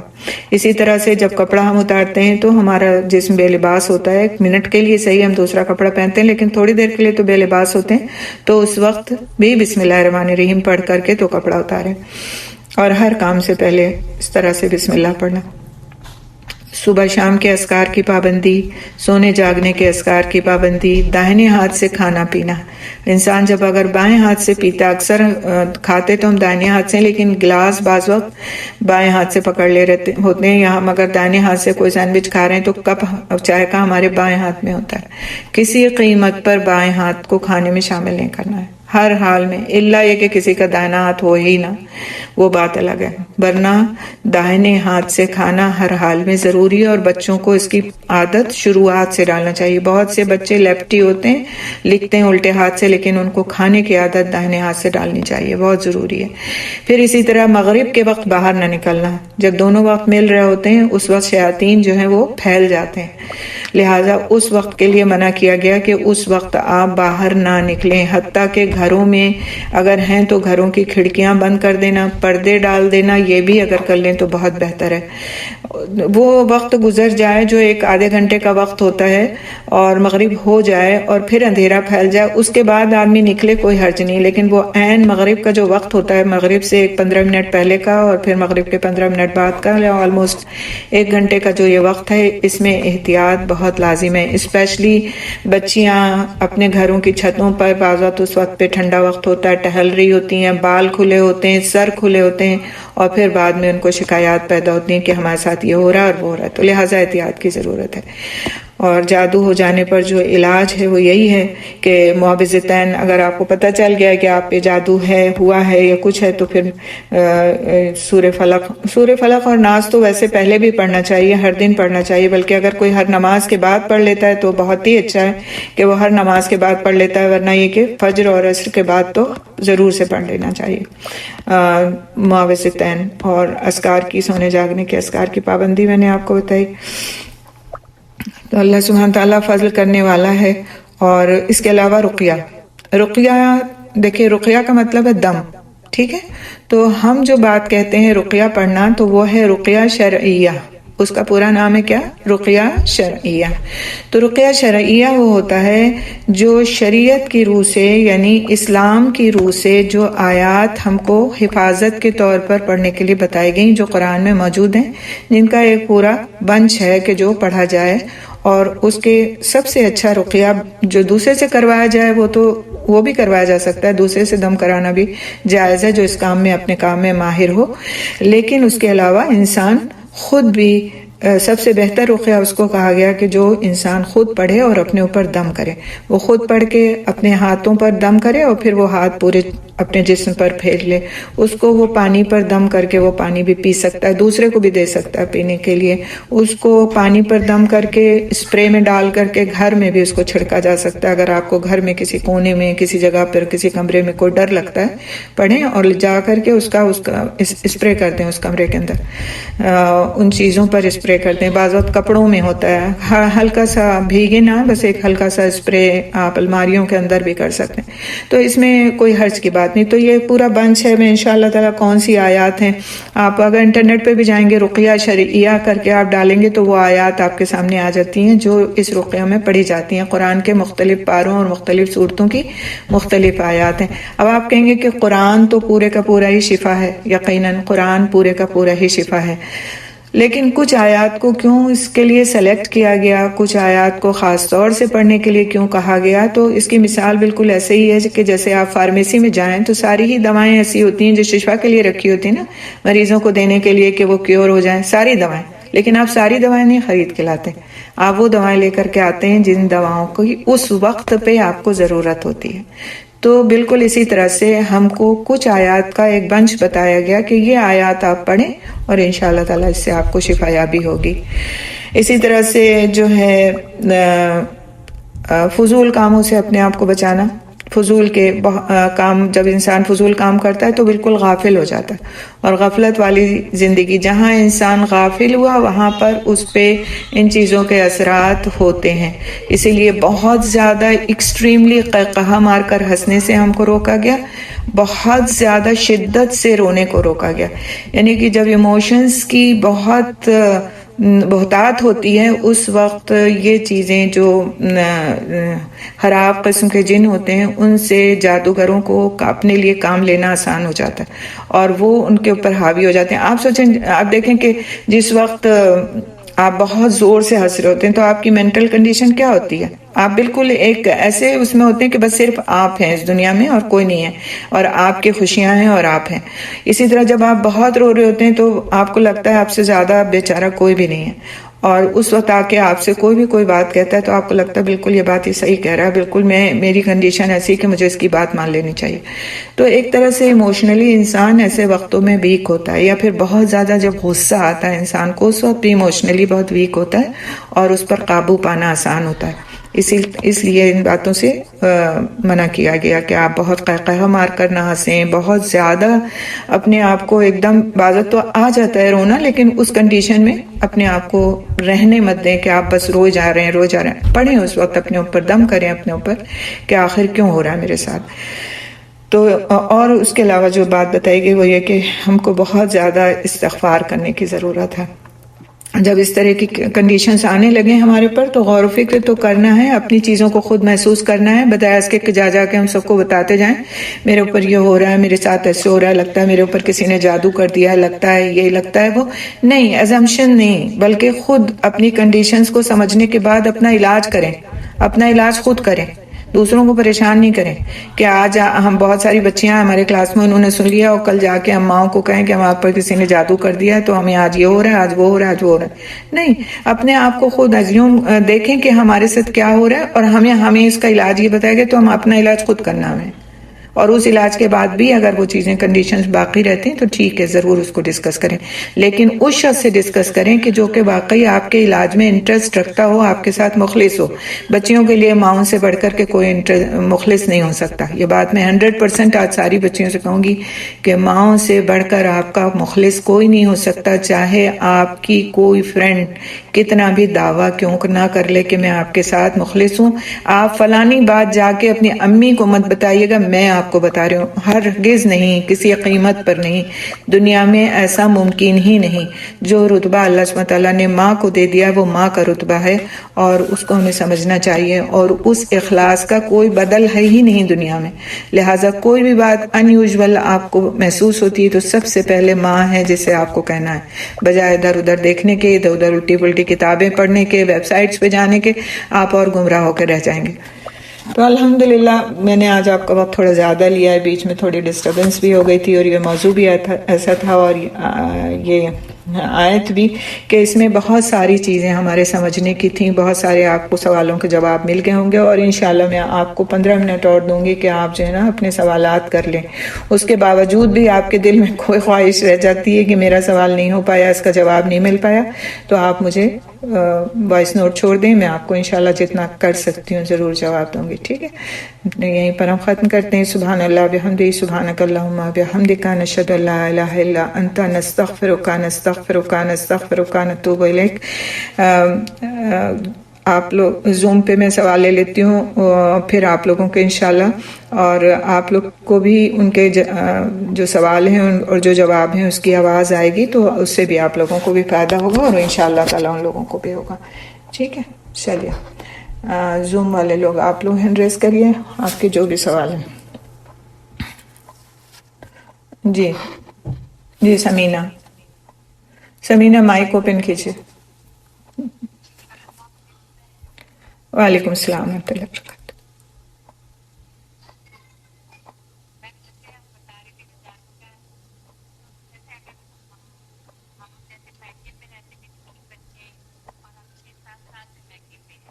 ہوں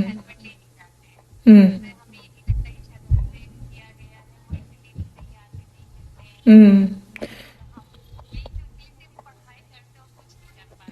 بہترین ہے کہ آپ پڑھیں، دعا کریں اللہ سبحانہ تعالیٰ سے، ٹھیک ہے؟ ہاں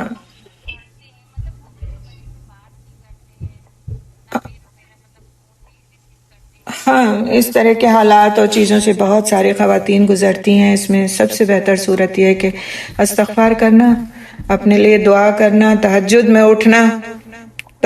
اٹھنا پڑھیے، انشاءاللہ اللہ تعالیٰ کی ذات سے اچھی امید رکھے کہ اللہ تعالیٰ ان کے دل کو ضرور پلٹ دے گا، اور جس کسی نے کیا ہے اللہ تعالیٰ ہی اس کا معاملہ سمجھ سکتا ہے کہ کس نے کیا۔ اور فالتو میں اپنے دل میں شک لگا کر کے فلاں نے کر دیا فلاں نے، تو دوسروں کے لیے بدگمانی کرنا بھی گناہ ہے نا۔ ہاں، آپ کو اگر کوئی چیز بالکل ظاہر ویژول مل جاتی ہے ایسی کہ جس سے آپ کو یقین ہو جاتا ہے کہ یہ چیز جو ہے کی جا رہی ہے یا ایسے کیا گیا ہے، تو پھر آپ اس کی تحقیق کر لیں، لیکن ایسے کسی سے ضرور کریں کہ جو واقعی میں دیندار ہو اور قرآن اور حدیث کی روح سے ہی عمل کرتا ہو، ادھر ادھر کے الٹے پلٹے عملیات آپ کو نہ سکھائے، ٹھیک ہے؟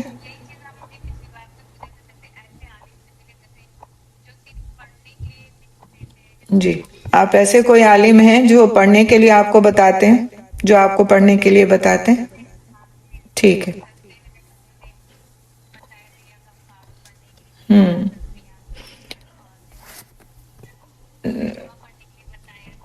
جی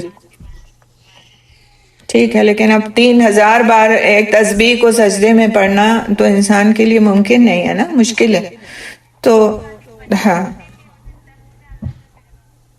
نہیں، تو ایسی کوئی چیز سنت سے ثابت نہیں ہے۔ دیکھیں جو چیزیں سنت سے ثابت ہیں وہ میں نے آپ کے سامنے رکھ دی، لیکن جو چیز سنت سے ثابت نہیں، آپ یا غفار ضرور پڑھیے، اللہ سبحانہ تعالیٰ کا نام ہے، لیکن یہ جو مقدار انہوں نے بتائی ہے اور سجدے میں جا کے، ایسی کوئی چیز سنت سے ثابت نہیں ہے، تو خواہ کے لیے اپنے آپ کو ہلاکت میں نہیں ڈالیے، آرام سے پڑھیے، دن بھر میں یا غفار آپ پڑھتے رہیے، پورے دن میں ہو جائیں گے 3000 بار، ٹھیک ہے؟ چلیں عائشہ آپ مائک اوپن کر لیجیے۔ وعلیکم السلام۔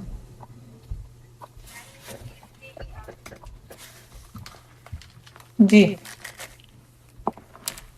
عائشہ آپ کی آواز نہیں آ رہی، پھر سے بولیے گا ذرا۔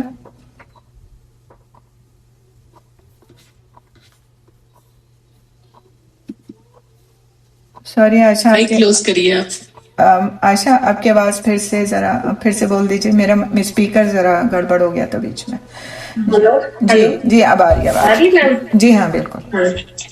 میم میں کہہ رہی تھی کہ آپ جیسے بتا رہے تھے کہ پانی میں دم کر کے اسپرے کر سکتے ہیں بوٹل میں، تو پانی میں دم کر کے کیا بچوں کو پلا سکتے ہیں؟ کیونکہ ایسا ہوتا ہے کہیں سنا تھا میں نے کہ پانی پہ دم کر کے نہیں پلانا چاہیے بچوں کو، یا جی گھر میں کسی پلا سکتے ہیں۔ اس کا طریقہ یہ ہے کہ آپ کسی بوٹل میں پانی رکھ لیں اپنے سامنے، اور بس آپ اس کو دیکھتے رہیں کہ ہاں یہ جو ہے یہ میں پڑھ رہی ہوں، تو مطلب اس کا آپ کو میں ایک واقعہ بتاؤں کہ پانی کی جو پراپرٹیز ہوتی ہیں وہ چینج ہو جاتی ہیں جب ہم قرآن پڑھتے ہیں، تو بس اس کو اپنے قریب رکھیں، اس میں پھونکے مارنے کی ضرورت نہیں ہے آپ کو، صرف اس کو اپنے قریب رکھیں پانی کو، اور آپ زور سے پڑھیں جو پڑھ رہے ہیں، اور اس کے بعد وہ پانی آپ کسی کو بھی پلا سکتے ہیں، دم کر سکتے ہیں، اس کے کوئی حرج کی بات نہیں. ٹھیک ہے، جزاک اللہ. یہ آ کے جی. اور تو نہیں ہے کسی کا سوال؟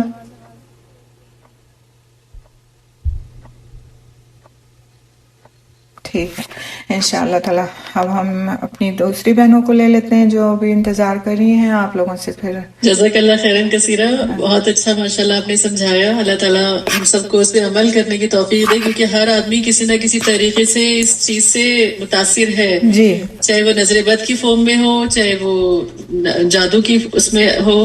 تو ہم سب کو چاہیے کہ اپنے آپ کو خود سے پروٹیکٹ کریں چیزوں سے، جی جس کے لیے جیسے مجھے لگتا ہے کہ سورہ بقرہ بہترین ہے اگر انسان اس کو پڑھ سکے. جی جی بالکل. نہیں تو کچھ نہ آخری کچھ آیتیں تو کم باقی سے کم. رقیہ شرعیہ. جی انشاءاللہ. ایک کتاب بھی میں نے ٹرانسلیٹ کی ہے، عربی میں تھی اور اس کو میں نے ٹرانسلیٹ کیا ہے الحمدللہ. تو میں انشاءاللہ اس کتاب کو لے کر کے بھی اس کا PDF سوچ رہی ہوں بھیجوں گی، اس سے بھی کافی ہیلپ ملے گی انشاءاللہ. ٹھیک ہے، انشاءاللہ انشاءاللہ. جزاک اللہ خیرن کثیرہ. اوکے، السلام علیکم ورحمۃ اللہ وبرکاتہ. جی آپ لوگ. وعلیکم السلام ورحمۃ اللہ وبرکاتہ. چلیے اب آپ لوگ کی باری ہے انشاءاللہ. ہینڈ ریزیں کافی لوگوں کے. آپ سسٹر ببلی آپ نام لیتے جائیے، پھر میں ان کے سوال لیتی. جی جی سب سے پہلے درخشا آپ بول لیجیے. السلام علیکم ورحمۃ اللہ وبرکاتہ. میم وعلیکم السلام ورحمۃ اللہ وبرکاتہ. جی میم آپ کو یہ جانا تھا، جیسے ہم نے سنا ہے کہ جیسے اونٹ کی ہڈی ہوتی ہے تو وہ رکھنے سے جو ہے جادو ایسا نہیں ہوتا ہے، کس حد تک صحیح ہے؟ ہم نے سنا ہے کس حد تک صحیح ہے؟ کیا اونٹ کی ہڈی رکھنے سے کیا ہوتا ہے؟ ہم سنتے ہیں، یہ سنا ہے کہ اونٹ کی ہڈی ہونا چاہیے گھر میں تو اس سے جادو ناٹا ایسا نہیں ہوتا ہے. ہمیں تو لگتا ہے نہیں صحیح ہے ایسی بات نہیں ہے. ایسا کچھ نہیں ہے. عربوں کے پاس تو اونٹ کی ہڈی بہت کچھ ہوتی تھی، لیکن وہاں کہیں رکھنے وہ کوئی جہالت کے دور میں رکھتا ہوگا تو بات الگ ہے. ادروائز ہمیں قرآن حدیث سے کوئی نہیں ملتا اس کے بارے میں. اور یہ سنا ہے میں ابھی اتنی حال ہی میں سنا ہے اونٹ کا گوشت کھا کے وضو نہیں ہوتا، وضو ٹوٹ جاتا ہے. ہاں وہ تو ہے، وہ تو ہے. اونٹ کا گوشت کھا کے وضو کر لینا چاہیے. اس کے کئی ریزنز ہیں، وہ پھر انشاءاللہ کبھی ڈسکس کر لیں گے. لیکن یہ کہ اونٹ کا گوشت جو ہے تھوڑا سا کھا کرنے سے پہلے بس پوچھنا تھا، ہمیں نالج ہونا چاہیے بس یہ بات، اسی لیے ہاں صرف اونٹ کے گوشت کے لیے یہ ہے کہ اگر اونٹ کا گوشت کوئی کھاتا ہے تو اسے دوبارہ وضو کر لینا چاہیے. جی شبانہ شکیل اور سید ہاشمی. جی جی شبانہ. وعلیکم السلام السلام. علیکم ورحمۃ اللہ وبرکاتہ. وعلیکم السلام. میم جو آپ نے ابھی بتایا تھا کہ کپڑے پہنتے ہوئے بھی ہمیں بسم اللہ پڑھنا چاہیے، تو جب واش روم میں ہوتے ہیں تب تو نہیں پڑھ سکتے نا میم؟ دل میں تو پڑھ سکتے ہیں. واش روم ہاں دل میں پڑھ سکتے ہیں. دل میں پڑھ سکتے ہیں. اور دوسری ایک چیز آپ کو اور بتاؤں کہ دیکھیں واش روم ہم اس پورے ایریا کو سمجھتے ہیں کہ جو ایک کمرے کی طرح سے ہے اور اس میں ایک طرف ہماری ٹوائلٹ سیٹ ہے. تو جو وہ ٹوائلٹ سیٹ ہے نا وہ آپ کا وہ اس جگہ پہ نہیں پڑھنا آپ کو. اس کے علاوہ آپ اگر آپ واش بیسن کے سامنے کھڑے ہوئے ہیں تو آپ پڑھ سکتے ہیں. وہ ٹوائلٹ کے اس میں نہیں آئے گا زمرے میں. ٹوائلٹ کے زمرے میں کیا چیز آئے گی؟ ٹوائلٹ سیٹ، چاہے وہ کیسی بھی ہے، بیٹھ کے بیٹھنے والی ہے یا انگلش کا موڈ ہے، کچھ بھی ہے. وہاں پہ مت پڑھیں بس. وہاں پڑھنے کی ضرورت بھی نہیں کیونکہ آپ تو پہلے سے پڑھ کر کے گئے، ٹھیک ہے نا. اور واش روم میں جیسے آپ جب داخل ہو رہے ہیں آپ نے بسم اللہ پڑھ لی، وہ کافی ہو گئی آپ کی. اب آپ کو اگین اینڈ اگین نہیں پڑھنے کی ضرورت ہے. جزاک اللہ خیر. جی سید ہاشمی فردوس. السلام علیکم ورحمۃ اللہ وبرکاتہ. وعلیکم السلام ورحمۃ اللہ. جی آپ نے بتایا تھا کہ جو کھجور ساتھ نہار پیٹ کھانا ہے، تو کتنے دن کھانا ہے؟ جب تک آپ کا یہ اثر آپ کے اندر جو کیفیت ہے وہ آپ کو محسوس ہو رہی ہے، منیمم 3 دن. جزاک اللہ خیر. آپ جی جی اسرا فردوس. السلام علیکم. وعلیکم السلام ورحمۃ اللہ وبرکاتہ. میم جیسے آپ نے بتایا نا کہ نماز پڑھنے سے مغرب کی نماز سے پہلے 15 منٹ پہلے اور 15 منٹ بعد، میرا روم تو اوپر ہی آلموسٹ رہتا ہے تو ہم اوپر ہی آلموسٹ اس ٹائم پہ رہتے ہیں مغرب میں. تو اذان جب ہوتی ہے تبھی ہم نکلتے ہیں، ویسے ہم اپنے چھت روم سے باہر چھت پہ نہیں آتے. ऑलमोस्ट कभी नहीं आते। इत्तेफाकी ऐसा होता है कि हम बाहर आए, लेकिन आपने जैसे बताया ना कि मगरिब से 15 मिनट पहले और बाद में इसका थोड़ा सा वो रहता है, तो मैम उस वक्त हम निकलते हैं क्योंकि वजू करना होता है तो छत पे हमें आना पड़ता है। नहीं, तो आप जो है ना ऐसा करें कि आप अपना वक्त ऐसा बना लें कि वो वक्त से पहले आप वजू कर लें, या मगरिब की अजान हो जाए उसके बाद आप वजू कर लें, ठीक है ना? क्योंकि ये चीजें ऐसी हैं कि ये चीजें फिर आप ही के तकलीफ का बायस बन जाएंगी। अब अगर आप 15 मिनट से पहले वजू कर लें, 20 मिनट पहले जाके वजू कर लें, 25 मिनट पहले वजू, मतलब ये तो एक टाइम लिमिट जो मैंने आपको बताई, ये तो एक खाली एक वक्त का अंदाजा करने के लिए बताई। लेकिन असल में क्या है कि बिल्कुल सूरज गुरूब होने वाला है अब, और उस वक्त में हम ना टहलें छत पे निकल के। जी।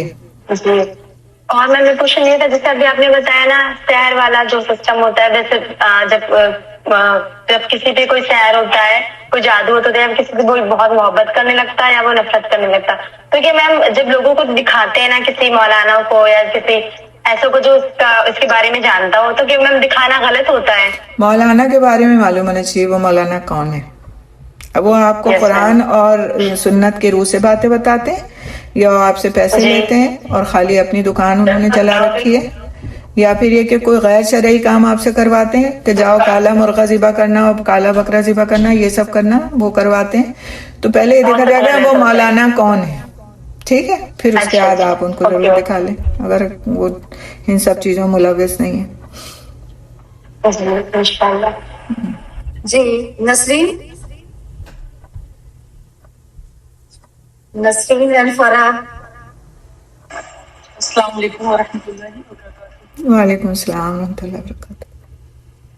जी उस्ताद खैरियत से? अल्हम्दुलिल्लाह। आपको ईद की बहुत बहुत मुबारक। अल्लाह बारिक जी, आप लोग को भी सब अल्हम्दुलिल्लाह। उस्ताद मुझे ये पूछना था, पहले तो मुझे ये कहना है आपसे कि रुक़या आप जो है वो उस्ताद आप ग्रुप में शेयर कर दीजिएगा इंशाल्लाह। हाँ ठीक है, मैं शेयर कर दूंगी इंशाल्लाह ताला आपको। दूसरा मुझे ये और आपसे पूछना था कि जैसे अटैच वॉशरूम वगैरह होते हैं कि आजकल जैसे फ्लैट्स में रहता है, तो क्या वो सही है उस्ताद? उसमें कोई हर्ज नहीं, दरवाजा बंद रखें। दरवाजा अब अटैच हो वॉशरूम या अटैच ना हो, दोनों सूरतों में दरवाजा बंद रखें। जी उस्ताद तीसरा मेरा ये सवाल था कि जैसे आपने बताया था स्टार्टिंग में कि जादू में कत्ल तक, मतलब जो है एक कत्ल आपने लफ्ज़। जी जी जी, कत्ल का मतलब ये है कि बाज़ जान तक चली जाती, लेकिन वो उस इंसान की कद्र में लिखा होता है कि इसकी जान इस जरिए से जाएगी। जैसे जब इंसान की मौत, यानी कि 3 चीजें इंसान की लिखी हुई हैं, उसकी जिंदगी का वक्त, उसकी मौत का वक्त, उसका रिस्क। तो ये तीनों चीजें इंसान की इस तरह से, और बाकी कामों में इंसान को इख्तियार दिया गया है कि वो काम अमल कैसे करता है, ठीक है? तो अमल का इख्तियार दिया गया, लेकिन जिंदगी का, मौत का और उसकी जो क्या चीज भी होता है रिस्क का, उसको इख्तियार नहीं है। उसको मिलेगा ही मिलेगा जितना मिलना है, ठीक है? वो असबाब उसके लिए बना दिए जाएंगे कि वो उस असबाब से उसको हासिल कर लेगा उस चीज को। तो क्या कह रही थी आपसे? जी सदा वो जादू में जो कत्ल की बात हो रही है। हाँ, जादू में कत्ल की बात। तो अगर जैसे कि है कि कोई बीमारी है, हमें इस बीमारी से ही मरेंगे, तो वो बीमारी हमको आके रहेगी। इसी तरह अगर उस शख्स की मुकद्दर में लिखा है कि जादू इस पे किया जाएगा, वो जादू के जरिए से ही इसका इंतकाल होगा, तो वो जरिया है, वो उसका सबब बन सकता है, लेकिन वो जादूगर वो उसको कत्ल कर रहा है वो नहीं है। वो उसको जादूगर को उसका एक जरिया बना दिया गया है कि वो उसके लिए ऐसा अमल करे कि वो इंसान खत्म हो जाए, मर जाए। लेकिन ये कि मारने वाली जात वो नहीं है, वो मार नहीं सकता जब तक कि अल्लाह की तरफ से उसको इज़्न नहीं है कि उसके जादू के जरिए से ही हो जाएगा। जैसे बाज़ वक़्त कोई खाने की वजह से फूड पॉइजनिंग हो जाती है, तो वो खाना क्या है? जरिया है। वो खाना मारने वाला नहीं है, बल्कि मारने का जरिया अल्लाह ने उसको बना दिया है। तो उस्ताद अगर इस हालत में अगर किसी का इंतकाल होता है, तो मतलब क्या उसकी दर्जात अलग हो जाते हैं उस्ताद? बिल्कुल अलग हो जाते हैं। जो जिस इंसान पर भी जुल्म हुआ होता है, तो अल्लाह सुब्हान तआला उसके दर्जात को बुलंद करते हैं। आजमाइश है ना, तो आजमाइश जो है दर्जात की बुलंदी का जरिया है। जज़ाकल्लाहु खैरन कसीरन उस्ताद। वालेकुम सलाम। जी, और जी आपको सिस्टर आफरीन। आफरीन, वालेकुम सलाम। हम ये पूछना था कि بچے بیمار رہتے ہیں. بڑا بیٹا زیادہ ہی مطلب کافی زیادہ ہی بیمار رہا, 4 سال ہو گئے, قریب پڑھائی وڑھائی بھی نہیں کر رہے. تو کئی چیزیں آپ نے ایسی بتائی جو ہمیں دکھتی ہیں ایسی. تو سب سے پہلے تو بچوں کو آپ عادت ڈالیے نماز کی, ان کی پاکی صفائی کا خیال رکھیے, ان کو نماز کی عادت ڈالیے, ان کے اوپر کام کیجیے آپ پہلے گھر میں, بجائے اس کے کہ ادھر ادھر آپ جائیں. پھر یہ کہ آپ ان کے اوپر ان کو پڑھ کے پانی پلائیے, پڑھ کے دم کیجیے ان کے اوپر, اور یہ دیکھیے کہ وہ کن چیزوں میں لگے. اگر بچوں کو آپ خود کر کے کچھ دے رہی ہیں لیکن بچے اپنے انہی کاموں میں انوالو ہیں جن کاموں میں وہ لگے ہوئے تھے, دین سے دوری بنی ہوئی ہے, تو پھر آپ یہ دیکھیں کہ بے نمازی کے لیے نیک لوگوں کی دعاؤں میں کوئی حق نہیں ہوتا. اگر آپ دعا کریں کسی کے لیے اور کوئی نماز نہیں پڑھتا تو آپ کی دعا اس کو نہیں لگ سکتی, کسی قیمت پہ نہیں لگ سکتی. اس لیے کہ دعا نیک لوگوں کی دعاؤں میں اسی کا حق ہوتا ہے جو نماز پڑھتا ہے. سب سے پہلے کام تو یہ کرنا ہے. خالی یہ سوچنا کہ ان پہ کچھ جادو ہو گیا, نہیں, کوئی ضروری نہیں ہے. جادو ہر ایک پہ جادو ہی نہیں ہوا ہوتا. بعض ہمارے اپنے گناہ ہوتے ہیں جس کی وجہ سے ہمارے ساتھ سچویشنز پیش آ رہی ہوتی ہیں. تو سب سے پہلے ورک آؤٹ اپنے آپ پر کریں کہ مجھ سے کہاں غلطی ہو رہی ہے. جی, اور نماز کے لیے جلدی راضی نہیں ہوتے. ہم نے حافظ جی لگائے ہیں کہ دوبارہ سے قرآن شریف کو واپس پڑھیے تاکہ وہ حافظ جی ساتھ رہتے ہیں تو نماز بھی پڑھتے ہیں. جس دن نہیں آتے حافظ, جس دن نہیں پڑھتے. کوشش کرتی جائیے. کس عمر کے بچے ہیں آپ کے؟ جی میرے بچے بڑے ہیں, 12th کیا ہوا ہے دونوں نے. نہیں تو ان کو آپ کو اب تھوڑا سا موٹیویشنل ان کو لے جائیے لیکچرز میں, کہیں اچھا کچھ سنوائیے, ان کو قرآن کی طرف رغبت دلائیے. دیکھیں ہمارا کام جدوجہد کرنا ہے آخر دم تک, جب تک بچے ہمارے ساتھ رہیں, اور باقی ان کا نصیب ہے. اگر وہ نہیں آتے نہیں کرتے تو پھر وہ ان کا اپنا نصیب ہے. آپ ان پہ لاکھ عملیات کر لیں, دم کر لیں, کچھ کر لیں, کچھ نہیں ہونا. جب تک حافظ جی کہنے سے تو پڑھ لیتے. حافظ جی سختی کرتے ہیں کہ نماز پڑھنا ہے. ابھی تو 4 دن حافظ جی نے چھٹی کری تقریر کی. ہاں تو یہ عادت تو نہ ہوئی نا کہ اگر حافظ جی نہیں آئیں گے تو نماز نہیں ہوگی. تو حافظ جی 24 گھنٹے تو نہیں رہتے ہوں گے نا ان کے ساتھ. جی حافظ جی نے کہہ رکھا ہے کہ آپ نماز پڑھ کے ہم کو میسج کریے کہ ہم نے پڑھ لیا ہے, لیکن چلے جاتے ہیں پھر وہ نہیں کرتے ہیں کچھ. جب حافظ جی اللہ تعالیٰ ہدایت دے, ان کی ہدایت کی آپ دعا کیا کیجیے انشاءاللہ. ٹھیک ہے. جی ناہید چیز پوچھ رہے تھے حافظ جی, میم ایک چیز اور پوچھ رہے تھے کہ اگر یہ مطلب ایک حافظ جی ہیں گھر کے پاس, انہوں نے کچھ دعائیں بتائی ہوئی ہیں پڑھنے کے لیے, تو وہ تو ہم پڑھتے ہیں, تو اس کے ساتھ رقیہ شریعہ پڑھ کے سنا سکتے ہیں ان کو؟ ہاں بالکل پڑھ سکتے ہیں. رقیہ شریعہ تو کوئی بھی پڑھ سکتا ہے اور کسی وقت بھی پڑھ سکتا ہے, کوئی مسئلہ نہیں. مطلب اس کے ساتھ بھی کوئی اگر پڑھ رہے ہیں, ہاں کچھ نہیں, کوئی دعائیں آپ اور پڑھ رہی ہیں, اللہ کے نام پڑھ رہی ہیں, اذکار کر رہی ہیں, کوئی حرج نہیں ہے, وہ بھی ایک دعا ہی ہے نا. جی سسٹر ناہید ہمیشہ جی السلام علیکم ورحمۃ اللہ وبرکاتہ. وعلیکم السلام ورحمۃ اللہ. الحمد للہ. جی جی آپ کا میرا سوال تھا, جیسے میں صبح شام کی جب اسٹارٹ کرتی ہوں تو چھوٹے بچے ہیں وہ تو نہیں پڑھتے ہیں, تو ان کے لیے میں پانی پہ دم کر دیتی ہوں. تو آپ نے بولا پھونک نہیں مارنا ہے, تو گلاس کو گلاس کو سامنے رکھیے اور آپ پڑھتے جائیے, پھر بعد میں وہ پانی ان کو پلا کے. گلاس جیسے وہ کانچ کی گلاس میں رکھوں یا پھر کوئی سا بھی گلاس, پانی ہو آپ کے سامنے, آپ کی آواز پڑھنے کی جو ہے نا اتنی ہو کہ وہاں تک جا رہی ہو. جی ٹھیک ہے, جی. اور آپ کا ایک سوال اور تھا, جیسے ایک لیڈی ہے تو ان کے گھر میں جیسے کچھ مسئلے ہوتے ہیں یا پھر کچھ پریشانی ہوئی تو وہ کسی کو کال کرتی ہیں, بولتی ہے کہ ایسا ایسا ہو گیا آپ دعا کر دیجئے, اور پھر بعد میں وہ بولتی ہے کہ میں نے ایسے ایسے دعا کروایا ہے, ابھی ٹھیک ہو جائے گا, ابھی ایسا ہو جائے گا, ابھی ویسا ہو جائے گا, مطلب وہ اپنے بچوں کے لیے کرواتی ہیں. تو ان کو میں بولتی ہوں کہ ماں کی دعا سب سے پہلے اللہ سنتا ہے, بعد میں دوسروں کی. تو کیا وہ ایسا کر رہی ہیں, تو کیا وہ صحیح کر رہی ہیں؟ مجھے نہیں پتا کہ وہ کس سے دعا کرواتی ہیں. اب وہ کسی پر اگر ان کا یقین ہے, اعتقاد ہے کہ وہ دیندار شخص ہے اور اس کی دعائیں اللہ کے یہاں قبول ہوتی ہوں گی تو وہ کروا لیتی ہوں گی, اپنا اعتقاد ہے ان کا. لیکن اب وہ جس سے کرواتی ہیں وہ کس درجے میں ہیں, کیسے ہیں, مجھے کیا معلوم, تو پھر میں کیسے کہوں کہ وہ ٹھیک ہے. لیکن سب سے پہلی چیز کیا ہے کہ آپ خود اپنے لیے دعا کریں, اور اگر بچے اگر بہت چھوٹے ہیں وہ اپنے لیے نہیں کر سکتے تو آپ خود کریں. والدین کی دعائیں جو ہیں سب سے پہلے جاتی ہیں, تو لہٰذا باپ کی دعا بیٹے کے حق میں قبول ہوتی ہے, یعنی اس کے لیے اللہ کا وعدہ ہے کہ وہ سیدھی عرش پہ جاتی ہے, باپ کی دعا بیٹے کے لیے. تو اپنے شوہر کو بھی کہیں کہ بچوں کے لیے دعا کیا کریں, ان کو یاد دلایا کریں, ہر دوسرے چوتھے آپ یاد دلائیں کہ آپ نے بچوں کے لیے دعا کی تھی. تو باپ کی دعا جو ہے قبول ہوتی ہے, ماں کی دعا بھی قبول ہوتی ہے, تو والدین کی دعائیں قبول ہوتی ہیں. جی اب آپ نے کہا جو نماز نہیں پڑھتے ان کے حق میں ہم نیکوں کی دعائیں نہیں ہوتی, تو پھر ان کے لیے اب وہ بچے اگر آپ کے اتنے چھوٹے ہیں, ابھی اتنے چھوٹے ہیں کہ وہ نماز پڑھنے والے نہیں ہیں, تو بھی تو چھوٹے ہی ہیں نا, پھر وہ اہل نہیں ہے. لیکن ہاں اتنے بڑے ہو گئے کہ آپ ان کے اوپر نماز پڑھنا لازم ہے, فرض ہے ان کے اوپر نماز پڑھنا, اور پھر وہ نہیں پڑھتے اور وہ اپنی غفلت کی وجہ سے نہیں پڑھتے یا کسی بھی وجہ سے, تو پھر یہ ہے کہ بے نمازی کے لیے نیک لوگوں کی دعاؤں میں بے نمازی کا استحقاق نہیں ہوتا. یہ حدیث کا مفہوم ہے, اپنی طرف سے میں نہیں کر رہی ہوں بات. استحقاق کا مطلب یہ کہ کوئی حق نہیں ہوتا. ہدایت کی دعا ان کے لیے مانگی جا سکتی ہے, یہ بات ہے, یہ نہیں. مقصد یہ ہے کہ آپ ان کے لیے یہ مانگیں کہ ان کو جو ہے دنیا کی فلاں چیز مل جائے, اور یہ چیز مل جائے, ان کا یہ اچھا ہو جائے, وہ اچھا ہو جائے. یہ دعائیں الگ ہو گئیں. اور ایک دعا ہے کہ آپ ان کی ہدایت کے لیے دعا مانگ رہے ہیں, ٹھیک ہے نا. آپ ہدایت کے لیے تو کافر کی ہدایت کے لیے بھی دعا مانگی جا سکتی ہے.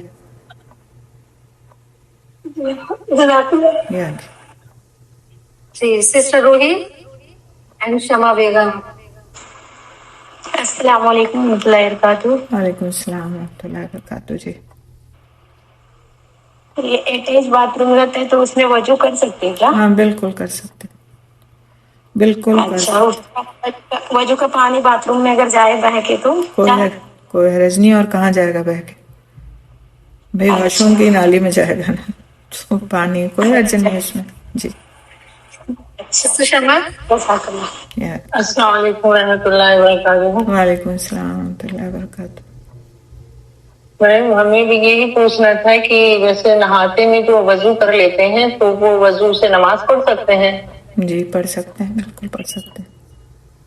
اور کموڈ اور باتھ روم ہمارا اٹیچ ہے گا, تو جیسے دعا جو پڑھنا ہوتا ہے کلمہ تو باہر آ کے پڑھتے ہیں یا دن میں, یا کلمہ وہاں کیوں پڑھیں گی گے بھائی, کلمہ کیوں پڑھیں گی؟ باتھ روم کلمہ پڑھنے کی جگہ تو ہے نہیں. جب آپ داخل ہونے لگیں تو آپ بسم اللہ پڑھ لیں, اور بسم اللہ پڑھ کے واش روم جانے کی دعا پڑھ لیں, ہو گئی بات ختم. نہاتے میں تو کہیں کلمہ پڑھنے کے لیے نہیں کہا گیا, آپ نیت کر کے نہائیں گے بس کہ آپ پاک ہونے کے لیے نہا رہے, ٹھیک ہے. اس میں تو آپ کلمہ کہیں نہیں پڑھ رہے. ابھی ہم انشاءاللہ طہارہ کی ورک شاپ کریں گے نا, تو اس میں ہم ساری یہ چیزیں جو مسکنسپشنس ہیں یہ انشاءاللہ کلیئر کریں گے. جی سسٹر عذرا نسرین. جی السلام علیکم رحمۃ اللہ وبرکاتہ. وعلیکم السلام ورحمۃ اللہ وبرکاتہ. جی نے کہا مرغا اور یہ صدقہ کرنے کے لیے, تو آدمی زیادہ بیمار ہے یا اس کا پریشان ہے, تو لوگ بکرا ذبح کرنے کا صدمہ کہتے ہیں. ہاں تو کر دیں بکرا وہ ہو سکتا ہے. ہاں نظر اللہ جو کہتے ہیں ہم صدقہ, اس میں سے خود نہ کھائیں, بس پھر بانٹ ہی دیں. اچھا وہ جائز ہے. جی جی بالکل جائز ہے. نہیں, میں وہ بات کہہ رہی تھی کہ بعض وقت جو ہے آپ کو اس طرح کے جو لوگ ہوتے ہیں, جو جادو ٹونے والے لوگ, وہ آپ کو بتاتے ہیں کہ وہ کالا مرغا ذبح کریے گا. اب ہمیں تو کالا بکرا ذبح کرنے کی بات نہیں کہی گئی نا, بکرا ذبح کر دیجئے, آپ نظر اللہ کر دیجئے, ٹھیک ہے. تو نظر اللہ میں یہ شرائط نہیں ہے. جی جزاک اللہ. جی سسٹر نازنین. السلام علیکم. وعلیکم السلام ورحمۃ اللہ. جی اپا, جو ہم لوگ کیا رقیہ موبائل میں سن سکتے ہیں؟ ہاں بالکل سن سکتی ہیں, پڑھ بھی سکتی ہیں, سن بھی سکتی ہیں. ہم لوگ جیسے صبح شام کے اسرار پڑھتے ہیں, مومن کا ہتھیار, اس کے ساتھ میں اس کو ایڈ کر کے پڑھ سکتے ہیں یا سن سکتے ہیں؟ ہاں بالکل سن سکتی ہیں. جی آپ کا جزاک اللہ خیر. استاذہ ایک کوشچن پوچھنا ہے. ایک نے پوچھا ہے کہ ایک مولانا ہے جو کہ وہ ڈاکٹر کی طرح بیٹھتے ہیں اور پیشنٹ جیسے آتے ہیں ون سائڈ دونوں سائڈ میں پیشنٹ ویسے ہی آتے ہیں پر وہ کچھ کرتے نہیں ہیں. وہ صرف پرچی پہ اللہ کے نام لکھے ہوتے ہیں اور لوگوں سے کہتے ہیں کہ اتنی بار پڑھ لو اتنی بار پڑھ لو, تو اور کچھ نہیں کرتے ہیں وہ. تو اس سے دعائیں بتاتے ہیں اور وہاں کہتے ہیں کہ 3 گھنٹہ بیٹھ کے وہ پڑھو, اللہ کے نام پڑھو. تو یہ صحیح ہے, وہ صحیح کر رہے ہیں اور لوگ بہت بھیڑ ہوتی ہے وہاں پہ, بہت زیادہ بھیڑ ہوتی ہے. اگر وہ خالی اللہ کے نام پڑھوا رہے ہیں تو کون سی بری بات ہے اس میں؟ کوئی بری بات نہیں ہے. اور لوگ پڑھ بھی رہے ہیں. اچھی بات ہے کہ وہ لوگوں کو فائدہ ہو اللہ کے ناموں کی برکت سے, اس میں تو کون سی بری بات ہے؟ بظاہر میں جتنا آپ نے بتایا اس میں تو کوئی بری بات نہیں ہے کہ وہ لوگوں کو اپنے یہاں بٹھاتے ہیں کہ بیٹھو اور اللہ کا ذکر کرو. تو لوگ اللہ کا ذکر کرتے ہیں, وہاں بیٹھتے ہیں اور پھر اس کے بعد وہ اچھا محسوس کرتے ہیں, تو اچھی بات ہے. تو اللہ سے جوڑ رہے ہیں وہ لوگوں کو. جی اور کچھ نہیں کراتے وہ, بس ٹھیک ہے, صرف پڑھواتے ہیں. اس میں کوئی حرج کی بات نہیں کہ وہ پڑھواتے ہیں, اللہ کے نام ہی پڑھوا رہے ہیں نا, وہ قرآن پڑھوائیں اللہ کے نام پڑھوائیں, تو اس میں تو کوئی بری بات ہے ہی نہیں. جی جزاک اللہ خیر. جی جی آپ سب کو اتنی دقت ہوئی کیونکہ موبائل میرا خراب ہو گیا اور سسٹم سے بھی واٹس ایپ اٹھ گیا. تب کہیے میں نے لیپ ٹاپ میں جوائن کر کے آپ اٹینڈ کیا ہے, تو الحمدللہ اللہ کا شکر ہے کہ یہ میٹنگ چلی. چلے الحمدللہ. ابھی 2-3 لوگوں کے ہاتھ اور کھڑے ہوئے ہیں, تو آپ ذرا سا ان کو موقع دے دیں اور یہ لوگ جلدی سے پوچھ لیں. اب ہمارا بھی ٹائم کافی ہو گیا. شفیق النساء ہے. جی وعلیکم السلام ورحمۃ اللہ وبرکاتہ. جی اب ہم یہ پوچھتے ہیں کہ جیسے کیا جو یہ دعا تعویذ وغیرہ کرتے ہیں اور جیسے پانی پہ دم کر کے جیسے آیتیں وغیرہ دے دیتے ہیں, اس میں غیر مسلم بھی ہوتے ہیں, ہم نے دیکھا ہے, تو کیا ایسا کرنا ٹھیک ہے یا نہیں ٹھیک ہے؟ مطلب غیر مسلم آپ کو قرآن کی آیتیں کیسے دے سکتے ہیں پڑھنے؟ نہیں آپا, جیسے مسلمان ہیں وہ غیر مسلم کو دے دیتے ہیں پڑھنے کے لیے, پڑھ کے پانی. کوئی حرج نہیں ہے. بھائی غیر مسلم کو اگر وہ پانی پڑھ کے دے دیتے ہیں کہ پی لو, اور قرآن کی آیتیں پڑھ کے دے دیتے ہیں, کوئی حرج نہیں, پینے دیں اس کو, اللہ ہدایت دے دے. قرآن تو شفا ہے دلوں کی. لیکن اس کو پڑھ کر کے, اس کو لکھ کر کے یا کچھ ایسا نہ دیں کہ جس سے اس کے یہاں بے ادبی ہو اس کی.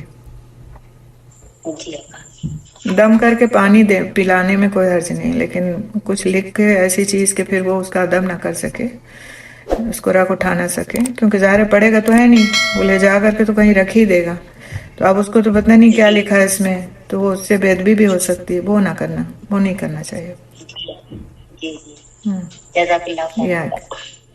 جی استاذہ اور کوئی نہیں ہے؟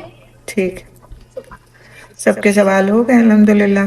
کسی کے دل میں کچھ رہ تو نہیں گیا پوچھنے کے لیے؟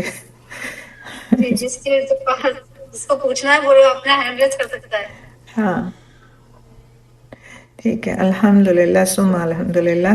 کچھ رہ گیا تو پوچھ لیجیے گا, وائس نوٹ بھیج دیجیے گا, انشاءاللہ میں جواب دے دوں گی. ٹھیک ہے, اوکے. السلام علیکم ورحمۃ اللہ وبرکاتہ. سبحان اللہ بحمدہ, سبحانک اللہم وبحمدک, اشہد ان لا الہ الا انت, نستغفرک ونتوب الیک.